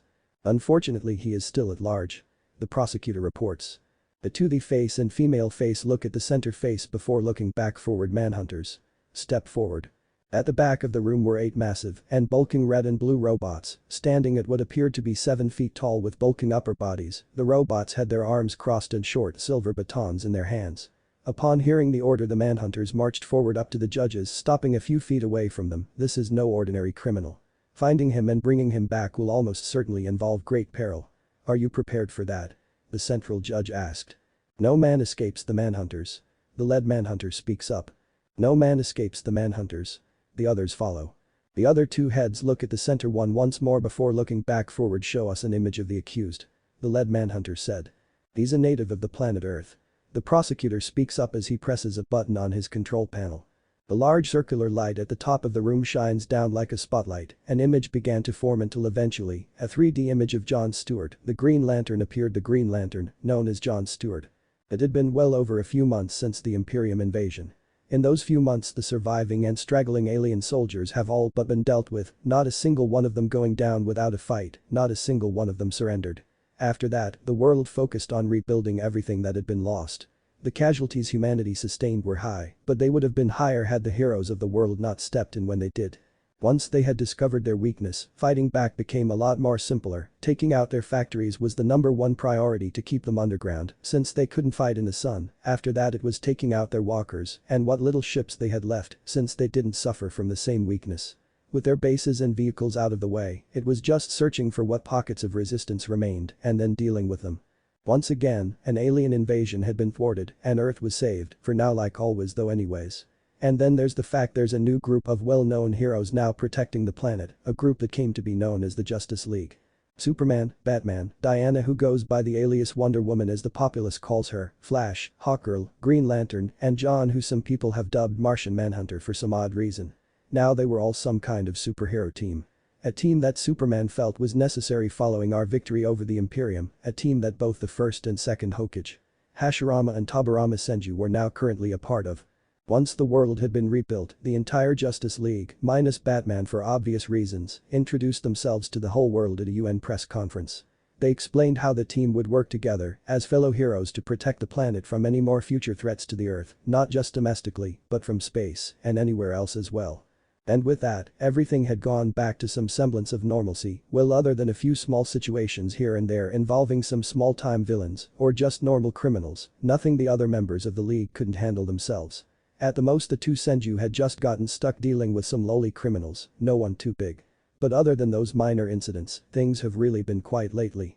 From the apartment that he and Hashirama had currently been staying at by the balcony, Tobirama looked up to the sky, a little too quiet I must admit, he said as the sky was blue and empty of clouds, the sun shining brightly over the city. Space. Out in the middle of space, an alien cruiser was transporting a prisoner to the Citadel in order for the prisoner to be their slave. The aliens were big blue-colored lizard-like creatures with yellow wings, red eyes, and were armed with long yellow spears, which shoot energy blasts from the tips. On the inside of the ship, the aliens guarding the prisoner's cell hear a bunch of screaming and banging from the inside of the cell and back away slowly from the door. Do more guards emerge from the hall to see what is causing all the ruckus? Will the doors hold? One of the guards asked. They must. She cannot be allowed to escape, the second guard said. By Lord Trogger's orders, we must keep this door sealed, another guard said. And if the door does not hold? The fourth guard asked in fear. Then may Zorg help us all, the previous guard said. Suddenly the glass on the door cracked and a pair of green glowing eyes peered out from the cell. The guards backed away in fear until with one final scream, the door was finally busted down, revealing a teenage girl with red hair, orange skin, was wearing full body armor, a gray crown on her head, and had huge restraints on her hands. The girl yelled something in an alien language in anger before punching a guard away. She then knocked the two other guards into the wall before blocking a strike from the last guard. Using her super strength, the girl managed to break the spear the guard had before kicking him into the wall, accidentally activating the alarm system. Seeing this, the girl made a hole in the ship before flying down to the nearest planet, Earth. Watchtower. Orbiting high above the planet Earth was the new space station designated as the Watchtower. Not only was it a station designed to help in detecting any incoming alien invasions, it was also the main headquarters of the newly formed Justice League. But the Watchtower, the 9 heroes who made up the Justice League, Superman, Batman, Wonder Woman, Flash, Green Lantern, Hawkgirl, Martian Manhunter, Hashirama and Tobirama, could keep watch over the Earth and protect it from dangers both at home and from afar. Thanks to Batman's alter ego, the League could now truly have a place that would allow them to detect signs of any danger that could be happening on the planet or approaching it, allowing them to then respond to the threat and stop it. Somewhere on the Watchtower was Hashirama as he was exploring the whole place, even though the station was quite massive and it was completely different from what he used to during his long life as a shinobi, it was honestly quite well quiet. The Watchtower was largely an automated facility, as such there was no need for an extensive crew of engineers or anyone really to help in maintaining and operating it, save for the main 9 of the League. Batman of course had it all down, John was quickly learning, Superman, Hawkgirl, and John were doing alright, Flash was surprisingly doing quite well, the only slow one on the uptaking of maintaining and operating the station's many things was Diana, but she did come from an island that is for the most part still stuck in the times of ancient Greece, but she was getting there. As for the 2 Hokage with the shinobi's ability to quickly adapt to their surroundings, and partly due to the mind-reading technique, they too were very quick on learning how to maintain the Watchtower and wetting it when it needed to be. I think we really need to liven this place up more. I wonder if Batman and the others would agree with perhaps expanding this league sometime in the future. Perhaps recruit some more possible allies around here, maybe so the place isn't so ghostly quiet. I'm sure my brother and the Flash can agree with me on that, Hashirama said to himself in a humorous tone as he walked off. Back on Thanagar you were a cop huh? The first Hokage heard Flash ask someone, the name Thanagar meaning he was most likely talking to Hawkgirl, since that was her homeworld. Even though she looked like a human, Hawkgirl was also an alien like Superman, the wings on her back were actually part of her body and not fake or made up, plus the mace she wielded was made of a special metal from her homeworld called NTH metal. Although both siblings had gotten to learn a bit more about some of their new acquainted comrades, whenever they had some downtime, the least they had gotten on anyone's background was Hawkgirl who had told the two Hokage some things about her life, but for the most part kept quiet. Hashirama himself found it a bit odd, but perhaps she was entitled to her secrets, which the elder Senju could understand as shinobi were trained to keep vital information to themselves, even if it cost them their lives. Detective. Hashirama heard Hawkgirl reply. What's it like there? Hashirama entered the main hub of the watchtower as off to his right he spotted Flash and Hawkgirl. Flash crouched down near one of the control console pits where Hawkgirl appeared to be at work fixing something. Same as anywhere I suppose. There are criminals and we catch them. Hawkgirl answered Flash's question, closing the panel back up as she walked over to him. And what about when you're not catching criminals? When you're at work? Flash asked. What about it? Hawkgirl asked. Hashirama slowly shook his head, just another attempt by Flash to flirt with one of the women of the team. Well, is there a Hawk boy? Flash questioned as then the elevator opened up with John exiting from it. Hashirama looked over seeing him as John seemed to sense him and looked over as well, the Hokage giving a friendly wave as John nodded his head acknowledging him while still heading towards Flash and Hawkgirl. Just then Hawkgirl flew out from the pit over to John, a mischievous smile on her lips as she looked back at Flash for a second. I'll be doing maintenance, she said before turning and heading towards the elevator. And once again she avoids talking about her past. Hashirama said in his head. Flash zooms over to John's side as the two watch her walk off, the two look at each other, the same serious and monotone look on John's face. What? Don't you ever get lonely? Flash asks in a humorous tone. Hashirama could only facepalm at Flash's comment. Idiot, he says under his breath, since Flash seems to have forgotten what happened to John's people. More than you could imagine. John says, Flash's eyes widening as he realizes what he just said as a saddened look comes to John's face. Sorry, I didn't mean to. Flash is cut off when the watchtower's alarm system begins going off and the red lights repeatedly flash. John turns and starts running. It's an incursion, he states as he and Flash run over to the nearby viewing window. Outside the two spot a group of 3 red and blue robots fly past the watchtower heading towards the earth. More like an invasion, Flash says getting serious as Hashirama ran up beside them spotting the robots himself. I'll notify the others, John says as he turns and flies off. A second after he heads off Hashirama turns and smacks Flash on the back of the head. Ow. What was that for? He asks a bit annoyed by this. For that comment you said to John, Hashirama said in a stern tone before running off, Flash looking at him still slightly annoyed before zooming off to the hangar. Heading Hawkgirl, the 4 heroes head to the hangar and board the Javelin 7, a spaceship designed by Batman to act as the League's personal aircraft for missions. Wonder Woman is on another case. Superman is dealing with an earthquake, Tobirama is on patrol in his city, and Batman would only say that he's busy. John informed the group as they took their seats, Hawkgirl as the pilot as she and John began working to power the ship up. Typical, was all Hawkgirl said in remarks to Batman's case. What about GL? Flash asks as he and Hashirama took up the passenger seats behind the other two. I couldn't reach him, John replied narrowing his eyes. All I saw were 3 of those machines, none of them didn't seem that intimidating. If all we need to do is deal with 3 opponents, I feel like we can handle them no problem, Hashirama spoke up. Those robots are manhunters, I recognize them from anywhere. Don't go underestimating them, they're really tough, Hawkgirl said. Firing up the engines and opening the hangar bay doors, the Javelin 7 blasted out of the hangar and towards the planet below. Los Angeles, California. Meanwhile, Tobirama was busy patrolling the streets of Los Angeles, looking for any signs of criminal activity. It was thanks to him and his older brother that crime had gone down significantly. It wasn't same as protecting Konoha, but in his heart, Tobirama was glad that he had a second chance in this world and would protect it until his dying breath. Suddenly, the second Hokage stopped when he saw a green streak fly through the sky before crashing into the city in a green explosion. Well, that's rather unusual, Tobirama remarked before heading off to investigate the strange object. City center. Right near a pizzeria, people were crowding around the crater trying to figure out what it was when the girl from outer space emerged from the smoke. She slid down from the crater and started yelling in her native language in anger. Terrified, one of the citizens took a picture of her with his camera, the flash irritating her. Angered, the girl started to thrash around and smash everything that came in her path, scaring all the citizens away. After a while, the girl tried to remove the restraints with her own strength, but they were designed to specifically so that she could not break them on her own. She looked around for something else to break the restraints with and saw the pole that was holding the second floor of the pizzeria up and started to bash her restraints against them. However, some people were still on the second floor and the more she bashed at the pole, the closer the second floor came to collapsing. Just as she was about to go for another bash, a shuriken came flying through the air and hit her directly in the face. Doing nothing more than anger her more, she turned to see Tobirama standing atop a nearby car. "Who are you and why are you attacking these people?" the shinobi asked before getting into a fighting stance.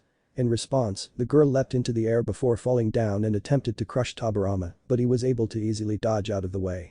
He continued to effortlessly dodge and weave out of the way from her attacks, until with one final dodge, he threw a kunai that had a paper bomb attached to it at the girl, which caused a large explosion. When the smoke cleared, Tobirama saw that the girl was mostly unharmed from the explosion. Surprise came over him when he saw the girl easily lift a nearby car into the air with just her foot before kicking it at him. Luckily Tobirama was able to move out of the way.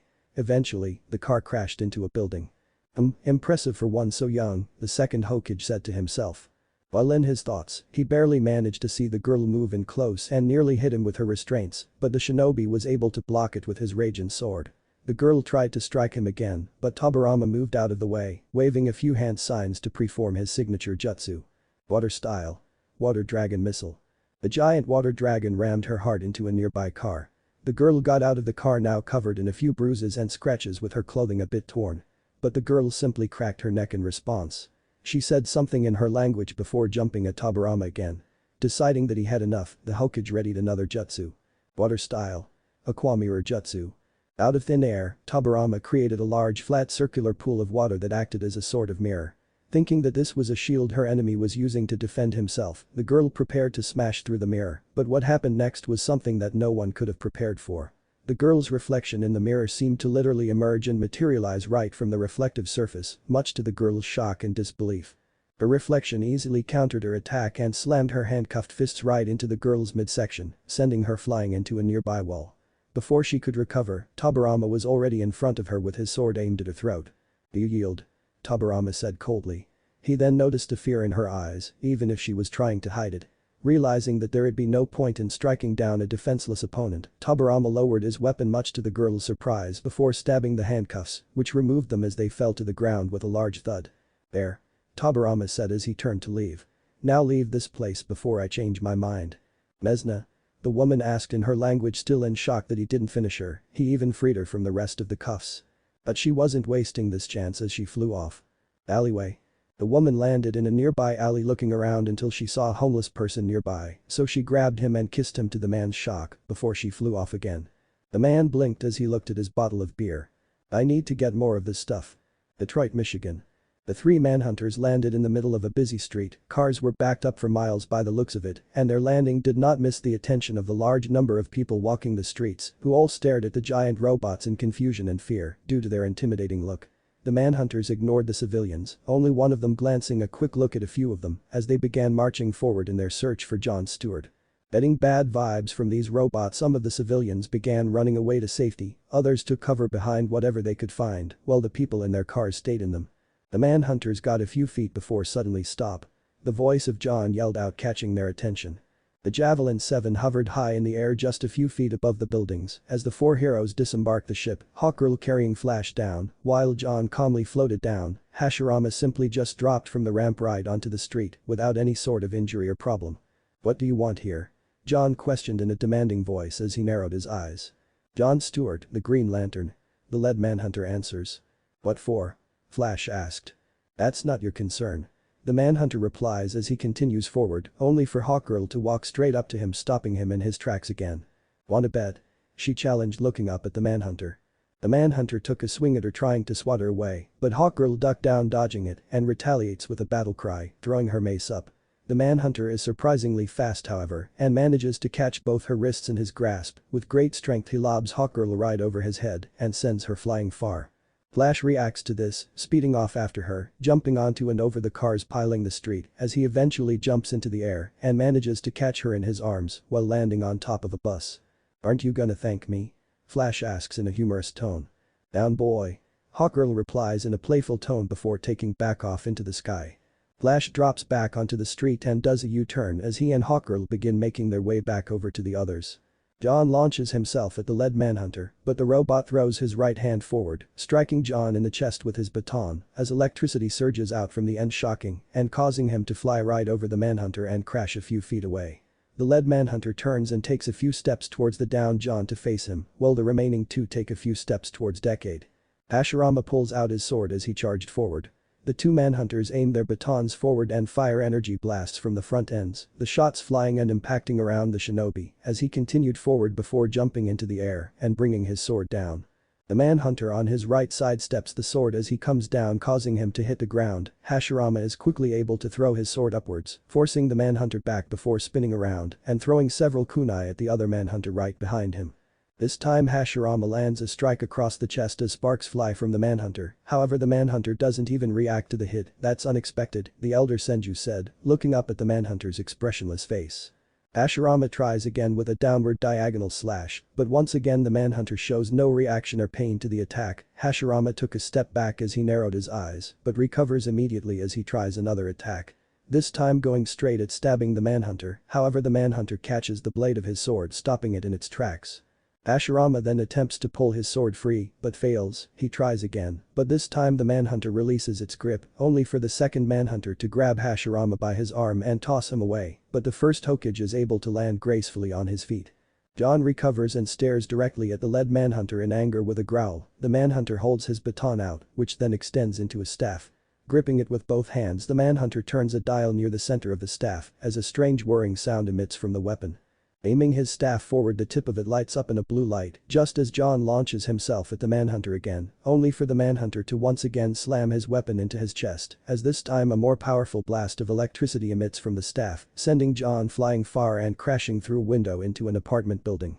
The three manhunters casually regroup and begin walking off again, only for Hawkgirl to fly in from behind and slam her mace into the back of the lead manhunter's head, sending him flying forward a few feet and crashing to the ground head first, skidding to a halt. The manhunter gets right back up as if the attack didn't even faze him as he turns to face Hawkgirl again. Hawkgirl swings her mace, but the manhunter blocks it and pushes it down with his staff. Hawkgirl pulls her weapon back and tries to take another swing, but the manhunter hits first, shooting her with an energy blast and sending her flying into a nearby restaurant window.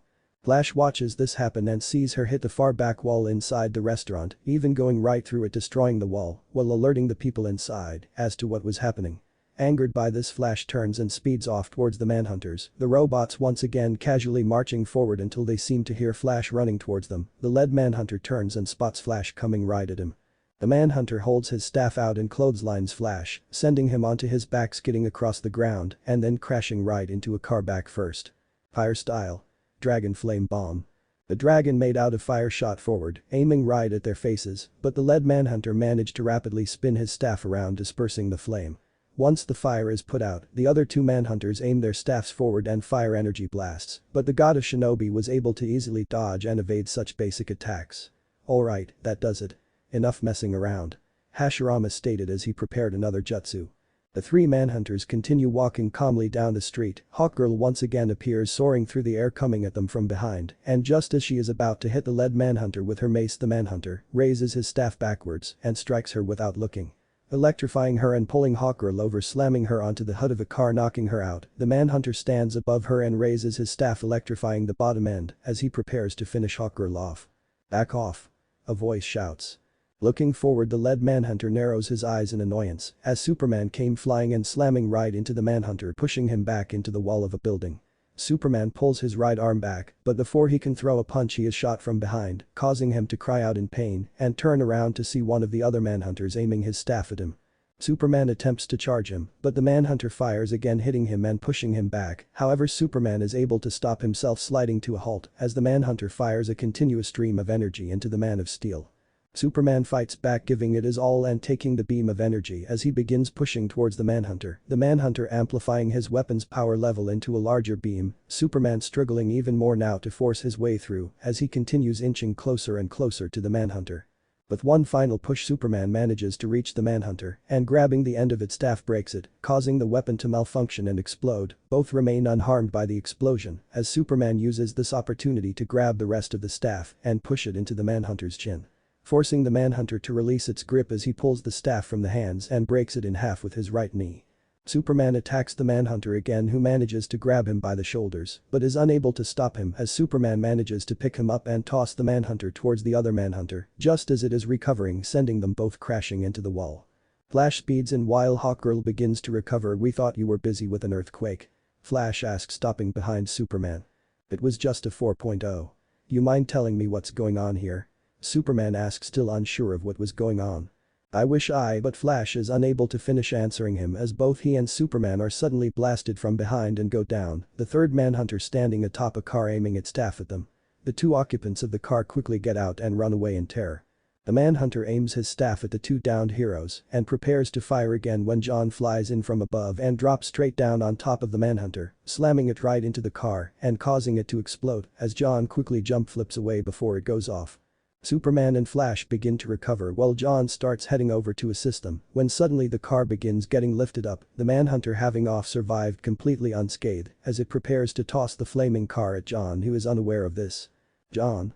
Flash yells out, making John turn back around just as the Manhunter throws the car. Luckily, Flash zooms through and grabs John, taking him out of the path of the incoming car just as it lands where he used to be.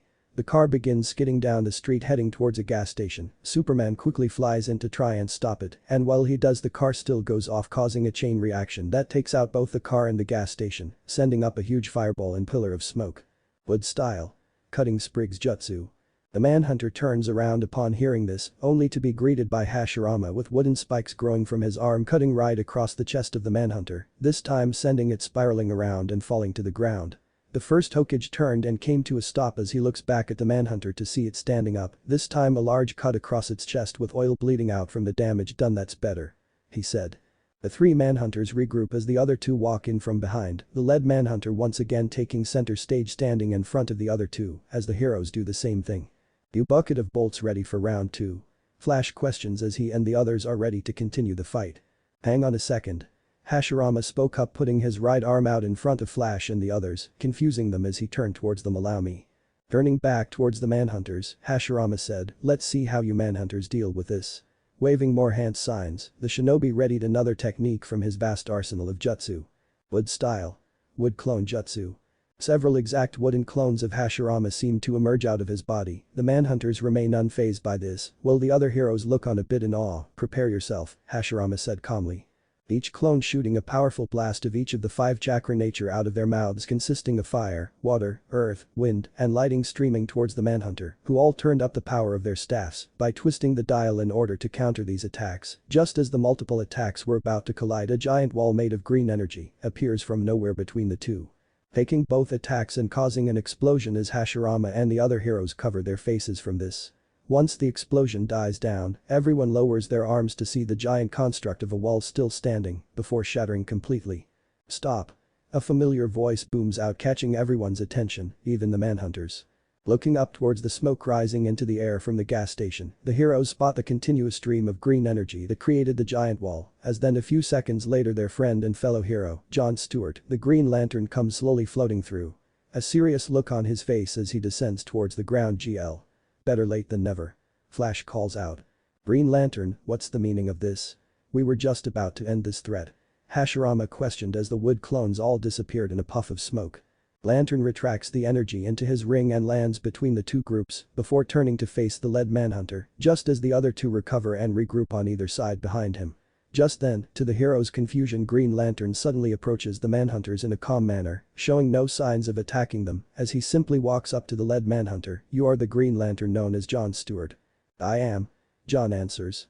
The Manhunter holds out his left hand, the palm opened and facing upwards. "Your ring," he demands. Lantern looks up at the Manhunter before raising his right hand up and taking his Green Lantern ring off his finger, handing it right over into the Manhunter's hand without question. Hashirama wondered. "John?" Superman says, shocked to see this. What are you doing? Flash questions, also in shock. Stay out of this. John says, looking back at them. You will come with us. The Manhunter states, the other two approaching John from either side as they place large handcuffs on his arms. John doesn't even put up a struggle, he just looks down with a look of remorse as suddenly a beam of golden light shines down surrounding him and the Manhunters. After a few seconds, John and the Manhunters disappear from view and the beam of light shoots right back up into the sky, leaving behind 5 confused and lost heroes. None of them with a clue as to what just happened as Superman and the others all exchange looks with one another. Ashurama simply looked up at the sky. You gave up without a fight. Just what is going on in that head of yours, Lantern? Los Angeles. Aburama had just finished his patrol and was ready to head home when a shadow encompassed the whole street and the second Hokage looked up to see a giant bronze spaceship. What is this now? Taburama thought in annoyance. The ship then flew until it hovered over a small island off in the coast of Long Beach. The ship released a cylinder-shaped pod that landed onto the island. The pod released a beam of light into the sky before it projected a hologram of one of the aliens that was so huge that it overlooked the city. People of Earth. We have to come to your city in search of an escaped prisoner, a very dangerous prisoner. We ask that you do not interfere and we shall leave your city with only minimal damage. But if you attempt to assist her in any way, your destruction will be absolute. The alien said before the projection cut out and the pod opened up, revealing an army of aliens inside. Aburama could only glare at this display, the beginning of another invasion. These scum are coming from everywhere. At a local video store. After burning a hole into the building she entered, the girl walked around for a little bit before coming upon a bunch of food. She grabbed a bag of popcorn and started to eat it and everything else she could eat in a crazed fit of hunger. The second Hokage had walked into the store to see the girl eating everything the store had that was edible, food was flying everywhere and she was even eating the candy with the wrapper still on. So, it's safe to assume that you're the prisoner those reptiles are looking for, Taburama spoke up. After hearing that statement, the girl wiped her mouth clean and turned to face the shinobi, her eyes widening in fear at the seeing the man who bested her hands then lit up with her green bolts. Taburama then held his hands up in a sign of peace. It's alright, I am not your enemy, Taburama said. Why? Why did you release me? The girl asked while angrily walking closer to the shinobi while trying her best to hide her unease. There was no reason to, Taburama answered. You were not trying to hurt anyone and that camera flash startled you. And I figured I could try being kind for once. Taburama replied. Kind? We do not have this word on my planet. The closest is Rutha. Weak, the girl said narrowing her eyes at him. Then you have much to learn about this world, young one, Taburama answered. Suddenly, the wall next to them exploded, revealing the aliens standing there with their spears at the ready. Seize her. One of them yelled. From out of nowhere, a pressurized stream of water knocked the lizard man back. That's enough of that. Taburama said as he readied for battle as the girl looked in surprise that he helped her again. Get behind me. Kill him. The lizards shot at him and Taburama sighed as he easily evaded all of their attacks. Enough of this, Taburama said as he preformed his water jutsu once more. You reptiles aren't worth my time. At least 10 of them shot forward, hoping to overpower him by sheer numbers as Taburama sighed again before grabbing one by the arm and spinning it around using him to slam the other lizard men away. Then he finished by stabbing one of the lizard men with his Raijin sword, electrocuting it the process due the lightning coursing through the blade itself, not letting up as it writhed in agony. That's enough. A new voice shouted as a green light washed over them. You beat him, let him go. Taburama turned with a neutral expression to see a young man with short dark hair wearing the exact same uniform as Green Lantern. The Green Lantern? The woman said in shock. I was just making sure they get the message. Taburama replied, taking his blade out of the lizard man as he moaned from the ground. Now who are you? The man glared at Taburama. Kyle Rayner. He answered since he doesn't have a secret identity. One of Earth's Green Lanterns, now your turn. Taburama was surprised. Another Green Lantern? There are more of you? Kyle's eyes narrowed as his ring glowed. Your name? The second Hokage resisted the urge to roll his eyes. Taburama decided to just give his name to be done with it. Taburama Senju. The woman spoke up gaining their attention. I believe your expression is thanks. You're welcome. Kyle however raised an eyebrow. A Tamaranian this far out. Who are you, miss? My name is Coriander. The woman introduced herself. Why are these Gordamians after you? Kyle asked curiously keeping one eye on Taburama just in case he tried anything. I was taken from my home to live out the rest of my days as their slave. Coriander explained glaring at the downed Gordamians. They were taking me to the citadel before I escaped. And these citadels are? Taburama asked with his arms crossed. Not something I wish to talk about. Coriander said with a shudder. That was when Tobirama got an idea in his head as his expression darkened.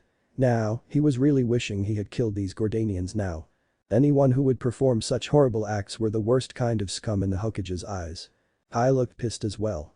But he was able to calm down before getting back to business. But this isn't over.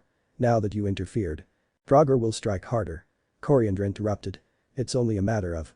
Fools. They turned to see the hologram of the one named Draugr. The Earth scum were warned, your insolence will be punished. Your city shall be destroyed. As the hologram turned off, the ship opened up to show a giant cannon. I will not let these bastards get away with this. I will stop them no matter the cost, Tobirama declared with a determined look on his face. I looked at him before giving a nod. There's too many for a hotshot rookie like you to go through. Rookie? Tobirama looked insulted as he gave Kyle a withering glare that made the Green Lantern stumble back. Like I told your comrade, I have been fighting for my life before you were even born, so you would do well to show me some respect, brat. Their cannon takes time to charge. Coriander said, stopping the argument before it could break out. We can use the time to invade the ship and take them down. The help of a Green Lantern would be most appreciated. I came here to get them off the planet anyways. Kyle answered, considering how they illegally came to Earth. They'll deal with the issue of Coriander being there later. Tobirama nodded. Well then, what are we waiting for? He asked, wanting to end this threat as quickly as possible. Without another word, all three of them set off towards the ship. Hours had passed. After making sure no one was injured from the fighting, the members of the Justice League returned to the watchtower, where John stepped up to use his telepathy to try and locate where exactly it was the Manhunters had taken John.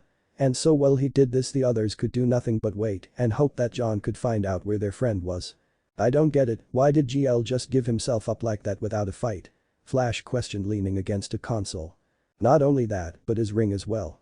He just gave it up as soon as that robot asked for it. Hawker adds in. I don't like it. As soon as John finds out where he is, we're going there and getting some answers. Superman says. The question is, does John even want our help? Hashirama spoke up. What? Flash says as he and the others look at the shinobi. Hashirama leans against a wall with his arms crossed. You heard him, his words were stay out of this, it sounds like he wants to handle whatever the situation is by himself.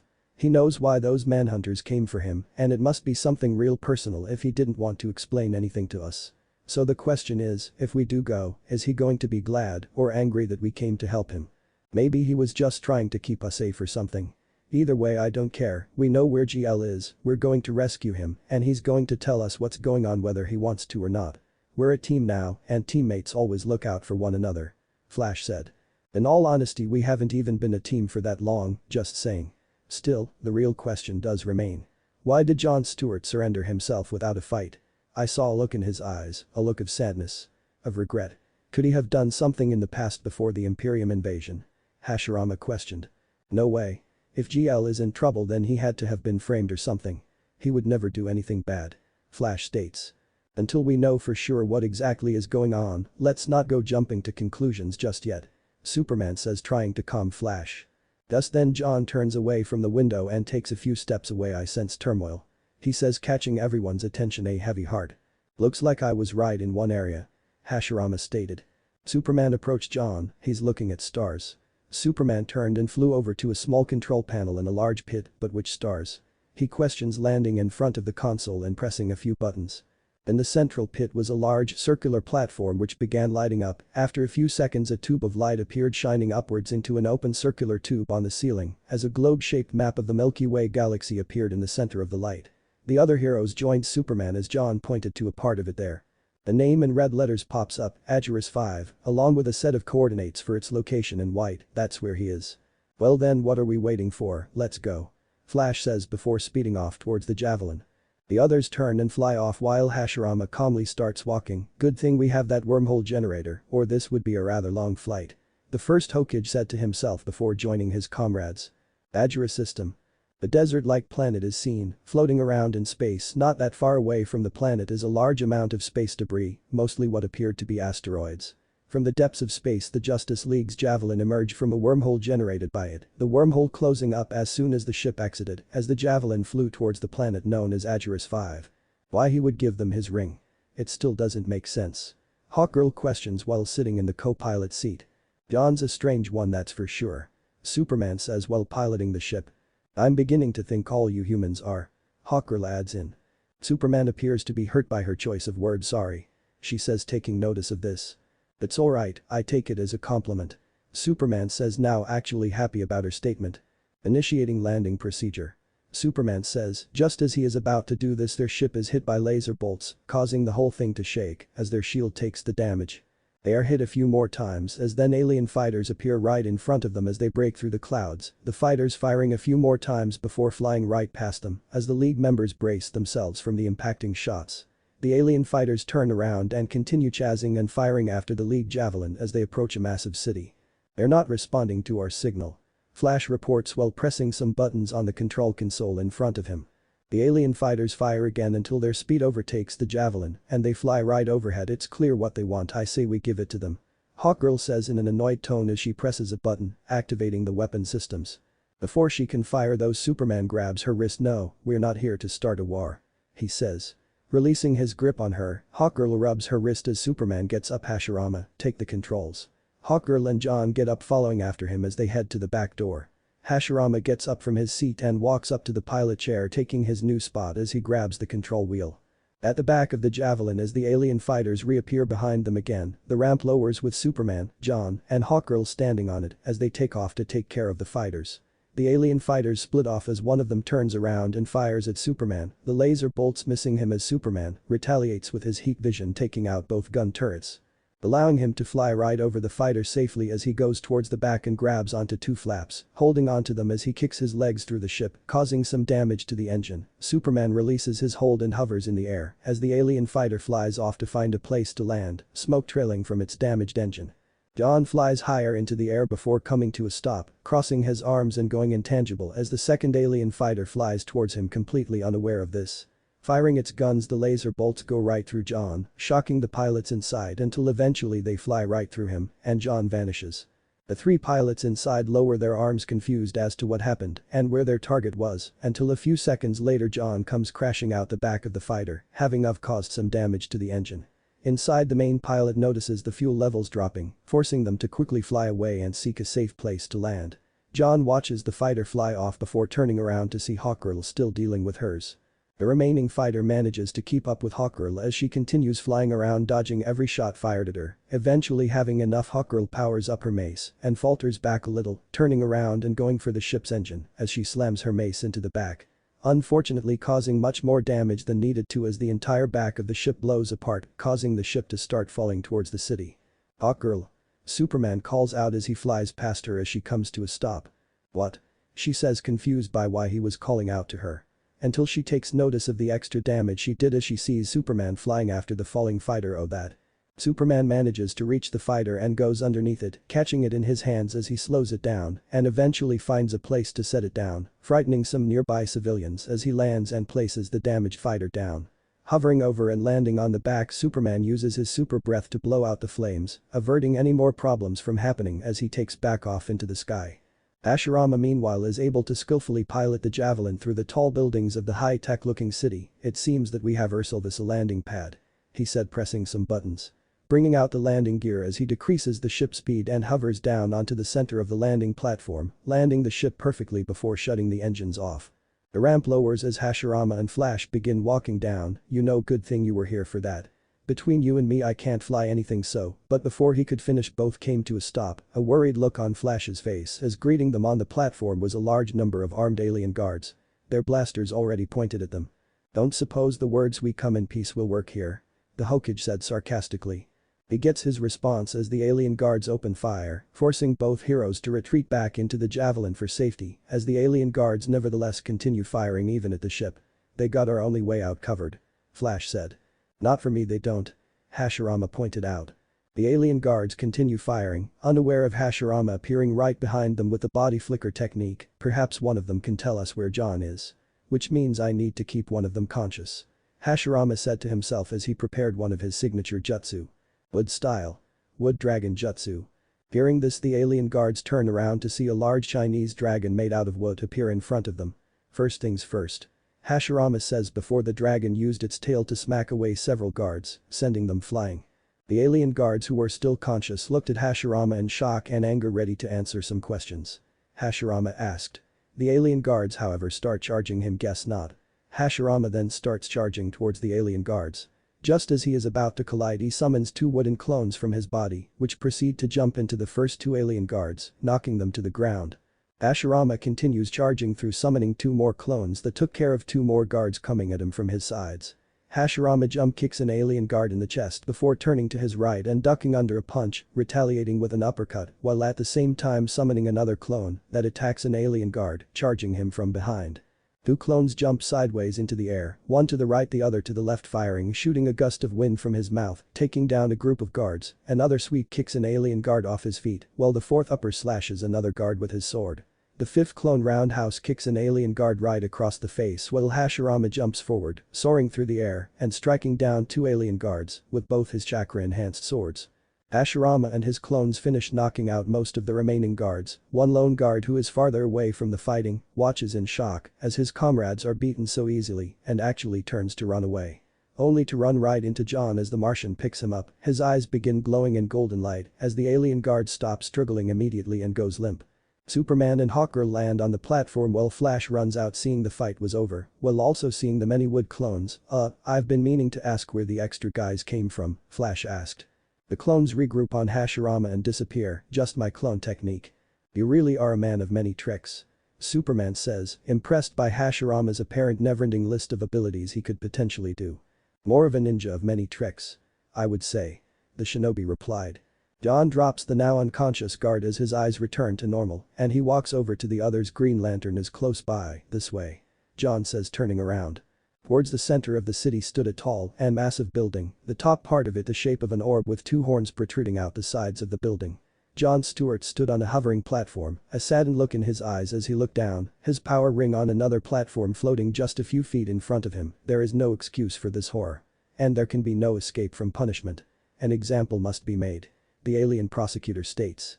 Just then something seems to startle up the crowd, catching the prosecutor, judges, and John's attention as they all look to where the crowd is to see smoke emitting from a part of the glass ceiling. The glass melts away, revealing Superman on the other side as he flies through the big hole he just created, followed by John carrying Flash and Hawkgirl carrying Hashirama. The crowd starts becoming agitated now by this as the heroes land on the ground and start looking around, confused by what they had just stumbled across. "Oh no," John said, seemingly annoyed by this. "Order? We will have order. What is this, some kind of trial?" Flash questions. "Apparently," Superman says. "Remove the intruders immediately," the central judge head speaks. Two dinosaur-like humanoid aliens, most likely guards, jump on their platforms and start hovering towards the heroes. Superman sees them coming, and as they reach them, Superman grabs both of them by the collars of their clothes and simply tosses them back onto the ground. Seeing this, the manhunters, who stand off to the side, prepare to engage, activating their weapons as the heroes prepare to fight as well, until Superman quickly speaks up. "Wait," extending his right hand out in a stop motion as he turns towards the judges. "We apologize for disrupting these proceedings, but John Stewart is our friend." Superman finishes, lowering his hands out to his side. The judges remain quiet for a few seconds while looking down at Superman. "This is a public trial," the female judge points out. "Very well, you may take seats in the gallery," the second male judge says. "But this tribunal will not tolerate any further outbursts," the central judge states. "Thank you, Your Honor," Superman says. The large platform hovers down to the League members as they step on it, the platform taking them up into the gallery where they disembark and find some seats amongst the audience of aliens. The five heroes sit down, hoping now to finally hear just what was going on and why John was somehow part of it all. Before Hashirama sat down, he scanned through the crowd of aliens gathered in the gallery and takes notice of a small group of aliens who are all adorned in the same suit as John was, fellow Green Lanterns. He questions, wondering if they were here to assist their fellow Lantern in some sort of way. "Are you ready to call your first witness?" the central judge asks the prosecutor. "I am, my lord," the prosecutor says before turning his head around. "I call Kanjar Rao." This seems to get mixed responses from the gallery, as then from the hallway below an alien with almost pinkish skin, orange bug-like eyes, in a blue and white sleeveless uniform with a fin on top of the headwear and a dark blue visor attached and pulled up, walks out. "Kanjar Rao, you agree to let us probe and display any and all memories you have?" one of the guards asks him. "I got nothing to hide," Kanjar Rao says as he walks onto a platform which brings him up towards the prosecutor. "State your name and profession," the prosecutor says. "Kanjar Rao, I'm a pirate," Kanjar Rao stated, unsure of saying the last part as he lifts his visor up a little bit more. "The criminal? Yet you come here to bear witness to another crime. Why?" The prosecutor asks. Kanjaro turns around and points at himself. Well, I may steal things, but it's nothing compared to what he did. He answered, now pointing towards John. The aliens talk amongst themselves in the gallery as the heroes now listen in more closely, wondering what it was that John was being accused of that this space pirate was saying was far worse compared to any of the stuff he's done before. The prosecutor hovers closer to Kanjaro before pressing a button on his control panel that summons a beam of light from above that traps Kanjaro within a barrier. Tell us about your encounter with John Stewart. It all started with these blasters I found. I was on my way to sell it to some rebels on Agerus 4. That's when he showed up. I figured he was going to try and stop me, so I shot first. He dodged my shots and managed to fly beneath my ship, where he used his ring to tear out my engine, causing me to crash onto the moon. Even after that he still wasn't done with me. He wanted to know if I was working with anyone. I told him to turn around and see for himself. He tried to shoot my friends, but his beam bounced off their deflector shield and shot toward Agerus 4. There it hit a volcanic fault line, starting a devastating chain reaction. Hearing this, it finally hit Hashirama as to what all that space debris close to the planet now was as he looked up to space. All those rocks just floating around, they were the remains of a planet of this Agerus 4. 3 billion, that's how many were on that planet. Kanjaro finished. The crowd of aliens once again began talking amongst one another. The god of shinobi turned his head slightly towards the other Green Lanterns. He could see one of them shaking their head, their eyes closed in sadness, while the rest just exchanged looks with one another as they also seemed shocked by this. Superman and the others were also taken aback by what they were hearing. The prosecutor lowered the barrier around Kanjaro. I have no more questions. This account is most disturbing. We will recess. 20 pentacycles. The central judge says before he and the other two judges disappear from the screen. But the platforms with the prosecutor, Kanjaro, and John lowered to the ground while the audience in the gallery began to disperse for the time being. The League heroes getting up and making their way towards John as Flash instantly sped his way down there. Now I get it, you wanted to clear your name, that's why you didn't put up a fight back on Earth. Flash summarizes as being the true reason for John's actions. I told you to stay out of this. John says, not showing the least bit of being pleased by their appearance. That scum's an obvious liar, he's a space pirate after all, who can really trust them? Give me 5 minutes alone with him, I'll get the truth. Hawkgirl angrily says, watching as Kanjaro left down the hallway. Well, I'm not fond of her tone. I do agree with Hawkgirl, I don't trust that man one bit, but for other reasons. Hashirama put in his own 2 cents. Hawkgirl, Flash, all of you. Listen to me. Nobody is lying, do you see that? John says, looking towards the space debris that was once Agerus 4. I did it, I'm guilty. John says, looking back at his teammates. There was nothing but silence following John's words as the other heroes looked at him, shock written on their faces, as then the lead manhunter stepped in between them, enough talking with the prisoner. John Stewart, you will be put back in your cell until the next part of the tribunal begins. And with that, the manhunters escorted John out of the room, leaving the heroes behind. The members of the League continued to stand around, trying to take in what he was insisting was true. At this point, some of them were even convinced that maybe he did do it if he wasn't even trying to defend himself. The others, however, were not in the slightest bit convinced. 3 billion gone, I can't believe it. Flash says. Neither can I, Superman says, his right hand to his chin in a thinking pose as he begins walking off. I want to take a closer look at what happened. Why? John admits he's guilty. No one's disputing the facts. Hawkgirl speaks up, making Superman stop. Well, maybe I am. Superman retorts as he then walks towards John. John, I need you to come with me. Flash, Hawkgirl, Hashirama and you buy us some time in court. You're asking the world's fastest man to slow things down. Won't be easy. Flash says. It's going to be tricky. John's already convinced he's guilty, so he's not going to defend himself in any way. And with how things are looking, I can already tell the judges are leaning towards one side of this trial. Unless we can find a way to make the judges postpone or maybe even reconsider their side in this, John's as good as guilty in their eyes. Hashirama speculated. But the new mission at hand of clearing John's name, Superman and John fly off and head towards the landing pad the Javelin was on. Once there, they make their way towards the ship, unaware however that they were being watched from the shadows. So what do you expect to find on this moon? John asks as the ramp lowers. I don't know. There's something bothering me. Just call it an intuition. John finishes. Exactly. Superman says as the two board the ship. From the hallway leading onto the platform, the pirate Kanjaro watches as the League Javelin's engines are powered up, the ship hovering into the air before taking off. This seems to cause great concern for him as he turns and hurriedly runs off. Ordanian ship. It was child's play to sneak inside as Hashirama grabbed both Coriander and John before teleporting them in with the Horatian. That was unpleasant. Coriander said, holding her stomach. It always is the first time. Tobirama said, looking around the corner. Kyle held up his ring as it showed a blueprint of the ship. I managed to hack into their servers. We're right here. 3 dots blinked on one ship. The control room is over here. A single dot blinked 2 floors above on the other side of the ship. I can just transport us there. Tobirama said as he saw a lone Gordanian walk by. Or I could just take the information we require from one of them. What do you mean by that? Kyle asked with a raised eyebrow. Tobirama had a small smile as he suddenly appeared behind the alien and preformed a neck chop to knock him out. He then put his hand on the alien's forehead and used the mind-reading technique to extract the info he needed. There, it's done. Kyle looked a bit unnerved while Coriander looked surprised by this. I'll get there in time to shut the cannons down. Tobirama said. More guards will be down here in a minute. How do you know of this? Coriander asked curiously. I read his mind. Tobirama answered, I now know how to turn off the cannons if I get there in time. Ignoring the discomfort at seeing him read someone's mind without permission, Kyle gave a nod. Then let's get going. Lord Trogger, the weapon is at full capacity. One Gordanian said as Trogger himself stood behind them. Prepare to fire. Trogger gave the order. The Earth will learn that it takes more than 3 beings to defy the mighty Lord Trogser. That was when the doors were blasted open. Is that right? Tobirama asked as he unsheathed his sword. Surrender now. Kyle said as he held his fist forward with the ring glowing. You have no authority over me, Lantern. Trogger snarled. You are on Earth illegally with the intent to destroy a city, surrender, and I'll go easy on you. Trogger glared at them. Kill them. That's the words I was hoping to hear. Tobirama said as he shot a wave of water forward before a green missile shot past him, blasting the Gordanian's back. So that's what he can do.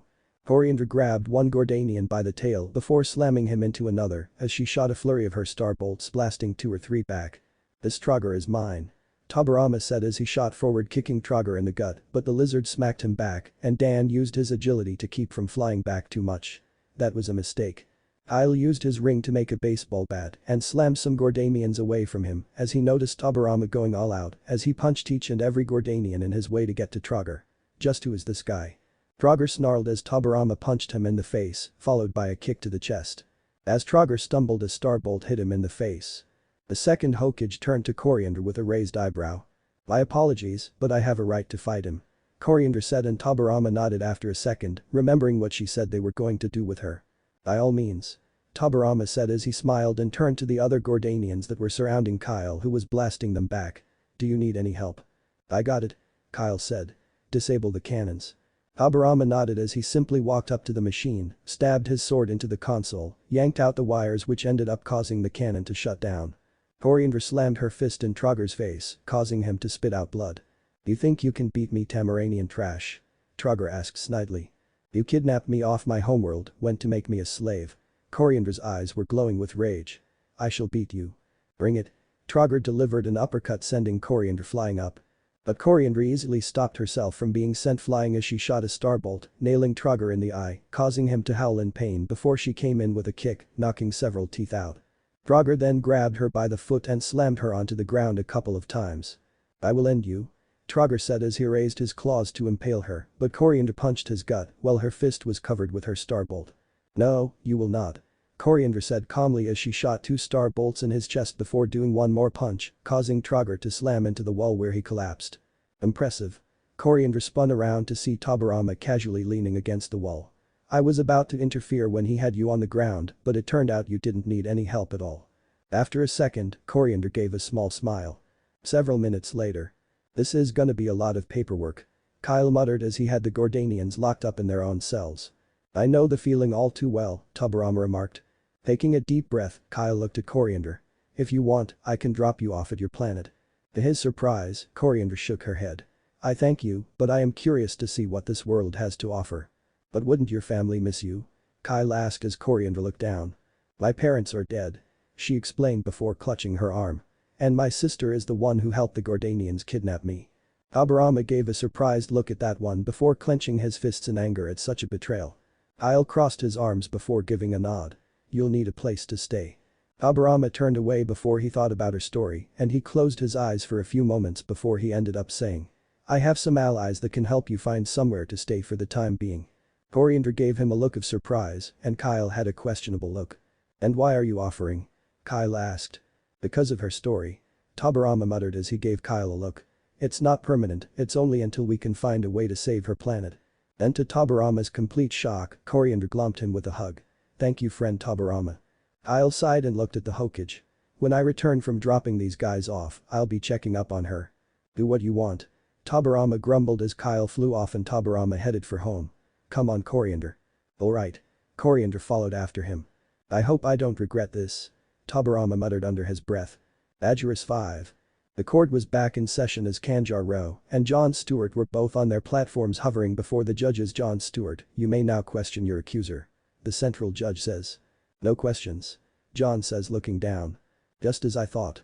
Hashirama said sitting between Flash and Hawkgirl as the two exchanged looks with one another. Even some of the other aliens in the gallery were questioning his decision on this part, finding it really odd that Jon did not have even one question for him. None? Don't you intend to defend yourself? The female judge questions. No, I don't. Jon answers, causing even more confusion among the audience. This allows Kanjaro to return down to the ground as he steps off his platform and begins fast walking his way out of the building, something that catches Hashirama's eye as he watches the space pirate leave. Well now, where are you off to in such a rush? Hashirama wondered. I object. Hearing this snaps Decade out of his thought as he turns to see Flash on his feet. You call this a trial? I say it's a joke. He yelled in an annoyed tone. Are you out of your mind? What do you think you are doing? Hawkgirl quietly asks in. Prepare to be dazzled. Flash quietly says back looking at her.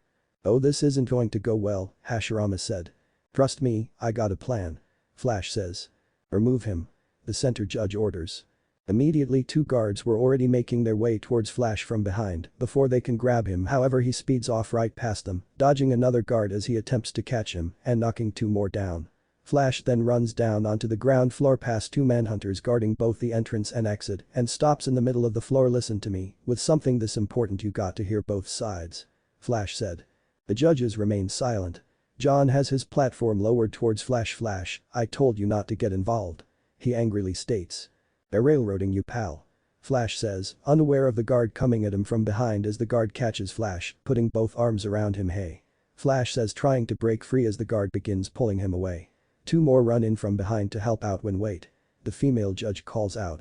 Everyone stops and stares at her, this being may have a point. We don't want any lingering doubts about our final judgment do we? She asks, her eyes looking to the right at the other judges. Of course not. But who would speak for Jon Stewart? The second male judge asks. The guard releases his hold on Flash and steps back as he speaks up. Don't you have any lawyers here? We solved our lawyer problem a long time ago. The center judge answers. However you could speak for him if you wish. The female judge says. But be aware, if you lose. You'll share the same penalty as the accused. The second male judge explains. The same penalty? You mean? Flash looks down at Jon's restraints and puts two and two together. That's crazy. No, that's how we solved our lawyer problem. The center judge says. What kind of solution is that? Hashirama quietly questioned, now looking outraged.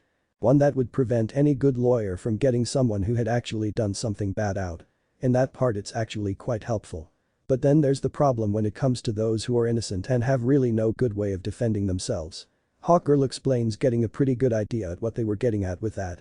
Well, I guess that would deter anyone from trying to protect the people who had actually done something bad, since if they were found guilty, then they would go down with them. But you're also right about those who are innocent not having a single chance to avoid their sentence. The first Hokage replied. What's your answer? The center judge asks Flash. Don't do it. Jon quietly says to Flash, trying to prevent him from sharing his fate, especially since to him, it would be a lost cause. What, you think I'm going to sit back and watch you play martyr? Flash questions. I'll defend him. He states to the judges. Very well, proceed. The center judge orders. Hashirama and Hawkgirl look at each other, now feeling concerned for Flash. Flash cleared his throat. Right, sure. He says, stepping onto a platform with a control panel as it hovers up towards the judges. But first I would like to say a few words about habeas corpus. Yeah, habeas corpus. Both Hashirama and Hawkgirl facepalm and shake their heads slowly. I don't think I can watch this. Then maybe we don't. Hawkgirl speaks up, catching the shinobi's attention. Look who isn't here. She says, gesturing over to a part of the gallery with her head. Hashirama looks over to where she is and notices that the seats that were taken up by Jon's fellow Green Lanterns were empty. Looks like Jon's fellow Lanterns aren't so keen on sticking up for him. Hawkgirl says. They aren't much for team playing. Probably convinced Jon is guilty and aren't going to defend him at all. Hashirama pointed out. Those cowards. Hawkgirl says, angered by this. They're looking out for themselves. How disgraceful. They don't want to be disgraced anymore, they're cutting themselves off from John and don't want to be associated with a man who apparently destroyed an entire planet. Even if he is one of their own. Hashirama explained.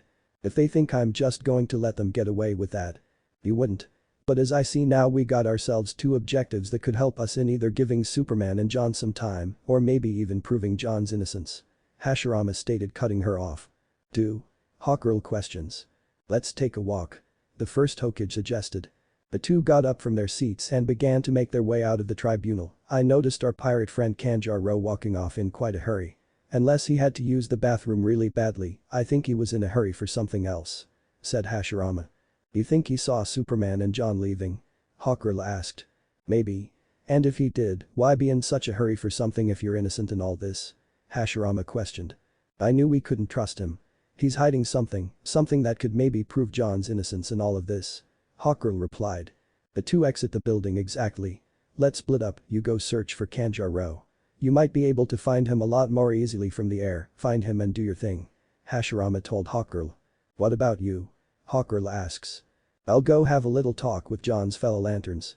If Kanjaro proves difficult in finding or talking, having the lanterns, even just one of them up there to try and defend John, might give Superman and John the time they need to find something. And the time you need to find and make Kanjaro talk. One of the two, if not both. John is innocent, I don't doubt it for a second. But if he's not going to defend himself, we just need to find the evidence that will convince him and everyone else that he is. Hashirama explained. Sounds like a plan. Best we get to it. Hawkgirl declared. The shinobi nodded his head in agreement as Hawkgirl turned and flew off to look for the space pirate. Hashirama began looking around now then. Next step is finding said green lanterns. He says to himself. The Senju looked to his right to see a blue humanoid alien walking in his direction and so walked up to him. Excuse me, you wouldn't have happened to see a group of green lanterns around here, have you? Hashirama walked into what appears to be a bar, having been pointed towards the place as being where the group of green lanterns currently were. The place was a bit crowded, but it didn't take the shinobi long to spot the lanterns sitting at their own table in the back near the window's waiter. Another round. The green lantern Galia said to the robotic waiter as it floated away. The group of lanterns consisted of said lantern with a massive bulbous head with small arms and legs for a body, the Tumian Arcus Chumuk, the asexual being from the planet Sputa known as Larvox, the Shudarian Tomari, and the Bolivax Kilowog. Hashirama made his way over to the table as the waiter brought a platter of strange-looking food to the lanterns, taking away their already empty platter. Didn't know sitting around doing nothing while your fellow lantern was on trial could make someone so hungry. Hashirama sarcastically commented. Who are you supposed to be? Galius questioned. Pardon my manners. My name is Hashirama. Hashirama Senju. The god of shinobi introduced. You were among that group that claimed to be friends of John. Tomari says. That's right. So, what brings you here instead of being at the trial? Hashirama asked. We couldn't stand it anymore. Galia says. Jon Stewart's made us all look bad. Arca says. So you really buy all that nonsense about John blowing up an entire planet? Did you even try searching for any clues pointing to the fact he didn't? Hashirama questioned with an angered look on his face. What's there to search for? Have you looked up at the sky recently? John knows he did it and so does everyone else. There's no denying it. Arca states. HMPH, so you're simply abandoning him without even attempting any kind of investigation into this whole thing. Just taking people's word for it. How sad that this is the loyalty of the so-called Green Lantern Corps to one another. Said Hashirama. Don't get so high and mighty, pal, if you're smart you'll stay away from him too. Galius retorts. Otherwise you'll end up reeking of his stench as well. Arca says. They seem to have more brains than you. A new voice spoke up as a Caucasian human Green Lantern walked in with brown hair and a domino mask on his eyes. What was that, Jordan? Tomari asked with an irritated look. You heard me. Hal Jordan said, crossing his arms. I just got here to help defend Stewart and I find you guys drinking your troubles away. DCH, of course the only other human lantern speaks up for him. Kilowog, who hadn't said anything yet, was just watching the whole exchange.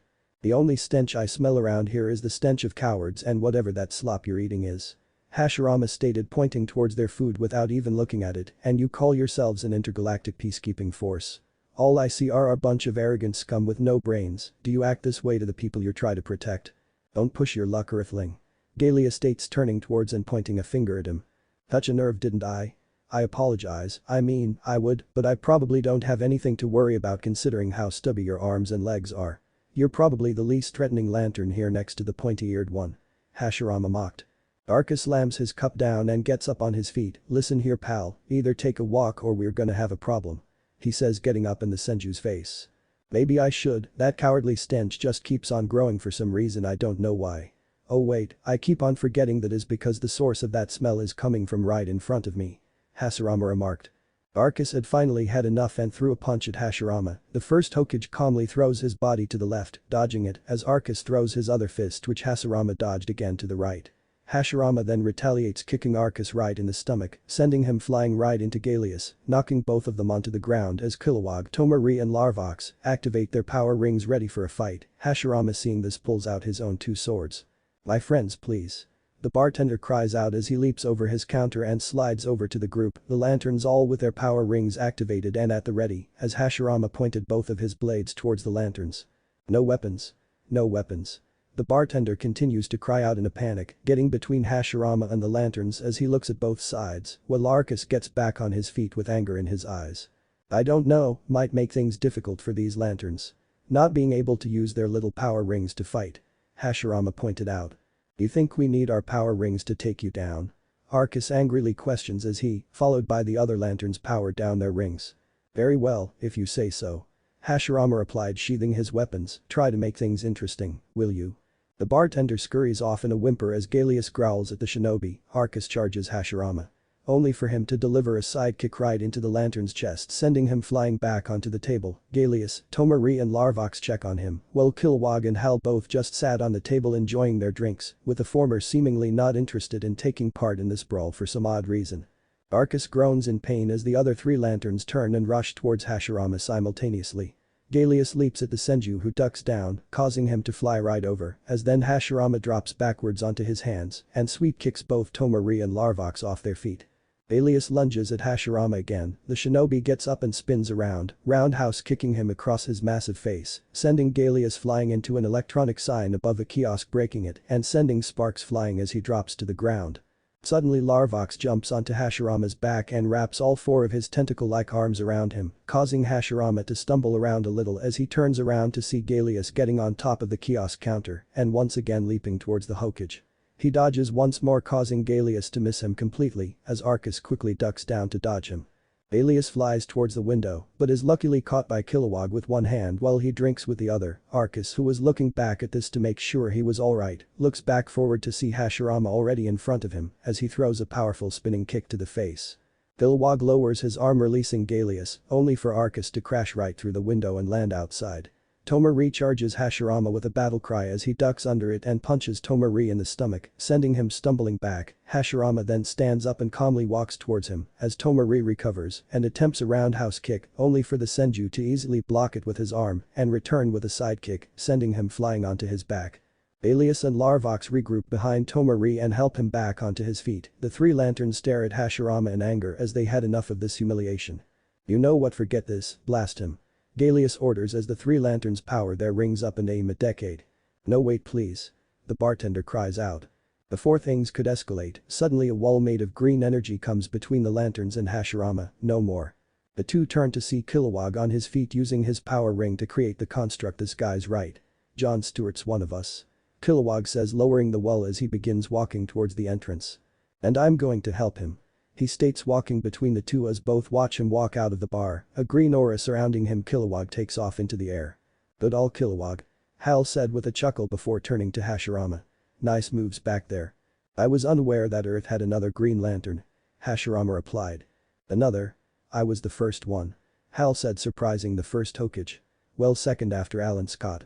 John came a bit after me along with Guy Gardner and Kyle Rayner. Hashirama then looks back at Arcus, giving him his stern look, no hard feelings. But just think about it this way, how many times has Jon Stewart been there for you and your fellow lanterns? Think real hard about this whole thing. Is this really the Jon Stewart you know? Hashirama said seriously as he looks back forward and begins to walk off. Arcus watches him leave as Tomari, who is holding his left shoulder in pain, and Larvox regroup on either side behind him, the two exchanging looks with each other as Arcus look down to the ground. Meanwhile Hawkgirl continues flying around the surrounding area not too far from the courthouse. Where is he? He couldn't have gone far. Hawkgirl quietly questions herself. Just then as she looks over to her right, she smirks. Bingo. She said. Spotting Kanjaro in an abandoned alleyway, having a talk with a manhunter. What are you two up to? She questions herself, hovering behind the edge of a building for some cover. Kanjaro appears to be finished speaking with the manhunter as the two turn in opposite directions and head on their way. Hawkgirl narrowed her eyes. Meanwhile, the moon of Agiris 4.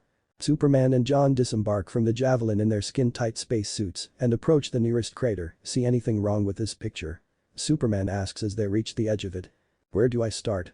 The loss of life, the echoes of our own past. John answers. No, not up there. Down here. Superman says. John looks down, it finally hits him a moment later what Superman was talking about. It can't be. He says in disbelief. But it is. This moon is still orbiting a planet which doesn't exist. Superman says. Sure enough, it was a strange sight before the two heroes. With the debris of Agiris 4 behind them, one would think that this moon would no longer be here since there was no gravitational pull from a planet to keep it here. And yet, the moon of Agiris 4 was still here, orbiting a dead planet. It should have flown off into space the moment the planet was destroyed. John states. But it didn't, did it? Superman pointed out. Back on Agiris 5. Hashirama took his seat back in the gallery as he could already see Kilowog floating beside Flash, talking to the judges. If it hadn't been for John Stewart. He saved my life and risked his own to do it. Kilowog turns to look back down at John as he floats a few feet away from him. That's the kind of guy he is. The fact Flash is still up there means he probably managed to buy some time. Wouldn't be surprised if I got Kilowog back here just in time before the judges lost it with him. Hashirama thought. He looked to his left, Hawkgirl had not yet returned. On one hand it concerned him, but on the other he knew she could deal with a space pirate. It's not like Kanjaro was that big of a threat to begin with. If anything, maybe she was still interrogating him, or worst case scenario, still looking for him. Thank you, Kilowog. John couldn't have asked for a better character witness. Flash says, putting a hand on Kilowog's left shoulder. Your turn. Flash says in a taunting manner towards the prosecutor as the two look back at him. Kilowog, can you tell me what exactly a Green Lantern does? The prosecutor asked. This catches Hashirama's attention as he crosses his arms and lays back against his chair. Well, that's easy, we catch bad guys. Kilowog answered. Commendable, but how do you know who the bad guys are? The prosecutor questioned. How? Kilowog asks, the widening of his eyes easily telling Decade that question caught him off guard. I just know. Oh no, Hashirama said, realizing where the prosecutor was going with this. Oh, so you're saying you use your obviously superior intellect to routinely sort out matters of life and death? The prosecutor said. It took every ounce of self-control Hashirama had to not go up there and pound both the judges and the prosecutor into dust for using such underhanded methods. Hal groaned as he walked in. Damn it, Kilowog, you really stepped into it this time. He muttered before flying up. Mind if I answer that? Jordan? John asked in surprise. Hey John, miss me? Hal asked as the judges were clearly getting annoyed by the constant interruptions, asked for him to be escorted out as he flew out of their reach. I'm the second surprise witness. See? Witnesses are popping up. Flash said with a smug smile as the judges looked annoyed beyond belief, but they allowed it. Hey Hal, how's it going? Flash, my man. Hal said despite knowing this wasn't Barry Allen. Tough time? Like you wouldn't believe. Flash said before getting down to business. Now care to answer the question of how you know who the bad guy is? Our rings have a built-in most wanted list. Hal answered, having it brought up. We use this to find the criminals and bring them in. Seems pretty nifty. Flash said, turning to the prosecutor, challenging him to beat that.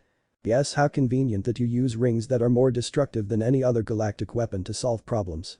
The prosecutor said, sarcasm dripping out of him. But who said you could do this? Who gave you the right? The prosecutor questions, nearly getting in his face. We did. A voice booms out, catching everyone's attention as they all turn to see 5 little blue humanoids, all with various styles of white hair, surrounded by the familiar green aura float into the room. All of them adorned in black-collared and mostly red robes, the symbol of the Green Lantern Corps on their chests. These were the guardians of the universe, the masters of the Green Lantern Corps. Seeing them, John closed his eyes in shame. Well, hopefully that might buy us some more time. Hashirama thought as he looked up at the moon of Agiris 4. Hoping that Superman and John were close to finding something up there. Agiris 4 moon. Superman flew across the moon, scanning around for signs of anything that could give them a clue as to what was really going on. John, I hope you're doing better than I am. All I see are craters. Well, I have found something. But I'm not sure what. John replies into the communicator of his helmet. As he stands at the bottom of a deep crevice with a massive machine of some kind before him attached to the wall. After locating his position, Superman joins him at the bottom and looks at the giant machine before him. Any idea what this thing does? Superman asks. When I was a child on Mars we had small toys called illusiontrons. They could project crude images over objects and even empty space. John replies. And you think this is a larger version? Superman asks. The engineering principles appear to be the same. John says. So it's an illusion. Superman deduces. It would explain why this moon's orbit has remained intact. John says. But who before Superman could ask a yellow laser blast came from out of nowhere and struck John causing him to cry out in pain and go flying. Superman turned and was immediately hit as well as both of them crashed against the wall. Kanjaro flew in on a small space fighter and pulled up firing his guns away at the wall, causing a massive amount of rubble to come dropping down on the heroes as they got buried beneath before they could escape. With his mission complete, Kanjaro flew out of the crevice. The secret will stay buried with him, he said with a victorious grin on his face. Until suddenly he finds his ship hit by laser bolt, causing it to rock violently. From out of nowhere Hawkgirl, aboard one of Aegis V's fighters, flies in and with a battle cry fires away at Kanjaro's ship, some shots hitting his shields while others miss. Quickly turning back around, Hawkgirl comes in from Kanjaro's right side and blasts away again, hitting him a few more times as his shields manage to hold. Back in the crevice, Superman emerges from the rubble, punching his way out with his fist and moving some other rubble aside as he simply dusts some dirt off his suit, while John goes intangible and emerges just a few seconds later also unharmed. This moon is filled with surprises. John comments as they both hear the sounds of blaster fire and turn towards it. Hawkgirl continues chasing after Kanjaro, the space pirate managing to dodge some of her shots as inside her ship Hawkgirl waits for her crosshairs to get locked onto his ship. Once they do, she fires away, missing the first time but then managing to land a hit on his right engine, causing Kanjaro to cry out as his ship begins spiraling out of control. Seeing this, Superman quickly flies off after his ship, catching up in just a few seconds as he crashes right through the bottom at the center of the front and come out from the top with Kanjaro in his grasp as the ship blows up a second later. With Kanjaro in hand, Superman glides back down into the crevice while Hawkgirl lands her ship close by. Getting out as she flies over to them, with Superman dropping Kanjaro on the ground. I followed him here from Aegis 5. I had to, borrow one of the Defense Forces fighters. Hawkgirl explains. So he's behind all of this? Superman questions, finding it a bit difficult that this space pirate was behind this entire rather complex setup. Not exactly. Hawkgirl says. Back on Aegis 5. It is time, brothers, time to avenge 1,000 years of grievances. The lead Manhunter states, standing atop a circular podium in a large open room where a massive number of fellow Manhunters stand before him. Time to regain our power and dignity. The Manhunters begin cheering in agreement, throwing their batons up and down in the air. Unknown to them, Hashirama was there listening in as he had a tape recorder that he managed to find on Aegis 5 and was taping the whole conversation while he left one of his clones to oversee the rest of the trial. Our plan has worked flawlessly so far.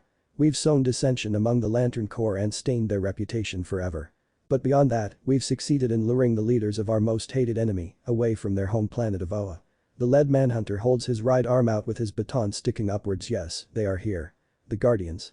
The Manhunters begin cheering once more as they hold their arms and batons out, extending them into their poles and electrifying the tips of them while yelling, destroy. Destroy them all. No, my brothers. Not here, not now. The lead Manhunter says, holding his left hand out to calm them as they power their weapons down and lower them. Our destiny lies elsewhere. But rest assured, the Guardians will burn. For we are the Manhunters. No man escapes the Manhunters. The Manhunters all chant out. Feeling that he heard enough, Hashirama smirked as several wooden arms sprouted from his back. The Manhunters were caught off guard by the several hundred wooden fists moving at high speeds as it tore through them, destroying the whole army before they could counter it, while the leader looked on in shock. How?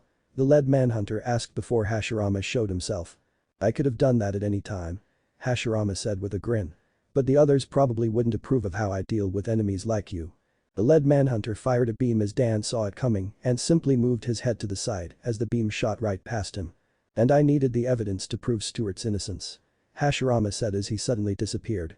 The Manhunter looked around before feeling pressure in his chest and he looked down to see a sword impaled through it. How sad, I actually expected more out of you.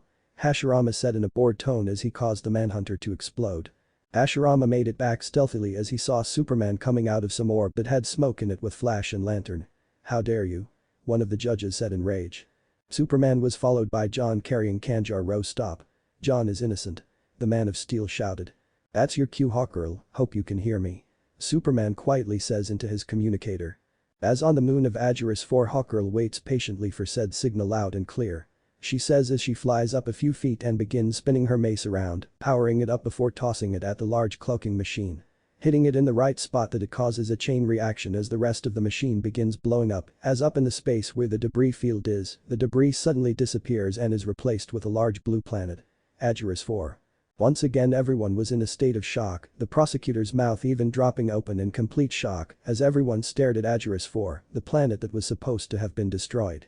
Agerus 4 was never destroyed, it's right where it always was. It was all an illusion, a frame-up as they say on my planet. Superman explained. The three judges once again are visibly seen exchanging looks with one another, the podiums carrying Flash and Green Lantern hover back onto the ground as Flash and GL step off them. It would seem we have all been deceived. I hereby announce a mistrial and Jon Stewart's innocence. You are free to go. The center judge said, as then all three judges disappear. Jon looked over at Jon and then took notice of Kanjar Rose standing right next to him. He yelled out in absolute anger. Jon launched himself right at the space pirate and knocked him right to the ground back a few feet, landing on top as he grabbed his collar and lifted him up to his face. Would you do this to me? Why? F4 for money. Kanjar Rose says out of terror. Whose money? That was when Hashirama made himself known. The money from these malicious machines. He said, throwing the lead manhunter's head down, causing some cries of shock as the other heroes looked at him in shock. They were planning on heading to a place called Oa to get back at some guardians. One of my clones that I sent to scout out the area overheard Kanjar Rose there speaking with one of the manhunters, and so I followed them. Why didn't you call for backup? Superman asked, surprised by that development. Please, I was only holding back the first time we fought. Hashirama said with a grin. A few minutes later. The Green Lanterns were standing around Hashirama. You're some fighter for an Earthling. Dalius praised, an impressed smile on his face. Your fighting prowess is amazing, and that's coming from a Green Lantern. Tomari said. But we already knew that, didn't we? Arca says in a humorous tone, causing the lanterns to chuckle in agreement. Hal just rolled his eyes, not believing these guys. So you now act this friendly when Jon was proven innocent? Hashirama couldn't help but ask, a little angered by this. Exactly what I was thinking, at least Kilowog actually spoke for Jon. Hal said before flashing the Elder Senju a grin. By the way, you're alright, it's Hashirama, right? Hashirama gave a nod. I usually live in Coast City whenever I'm on Earth. I'll be sure to look you up the next time I'm there. Hal said with a laugh. You think you'll be able to keep up? I should be saying that to you. Hashirama said with a smirk as Hal returned it. So what are you going to do now? The shinobi asked the other human Green Lantern. Nah, just keep the peace in the galaxy, shouldn't be too exciting. Hal joked as he gave a fingered salute. Hey, mind doing me a solid? Hashirama quirked an eyebrow in reply. Look after Flash and Jon for me, will ya? I think they can look after themselves. Hashirama responded to that as Hal gave a nod of agreement before he took off. Hashirama then looks up to see Jon emerge from the citadel. I think you all owe someone an apology. Said the Hokage, motioning to Jon with his head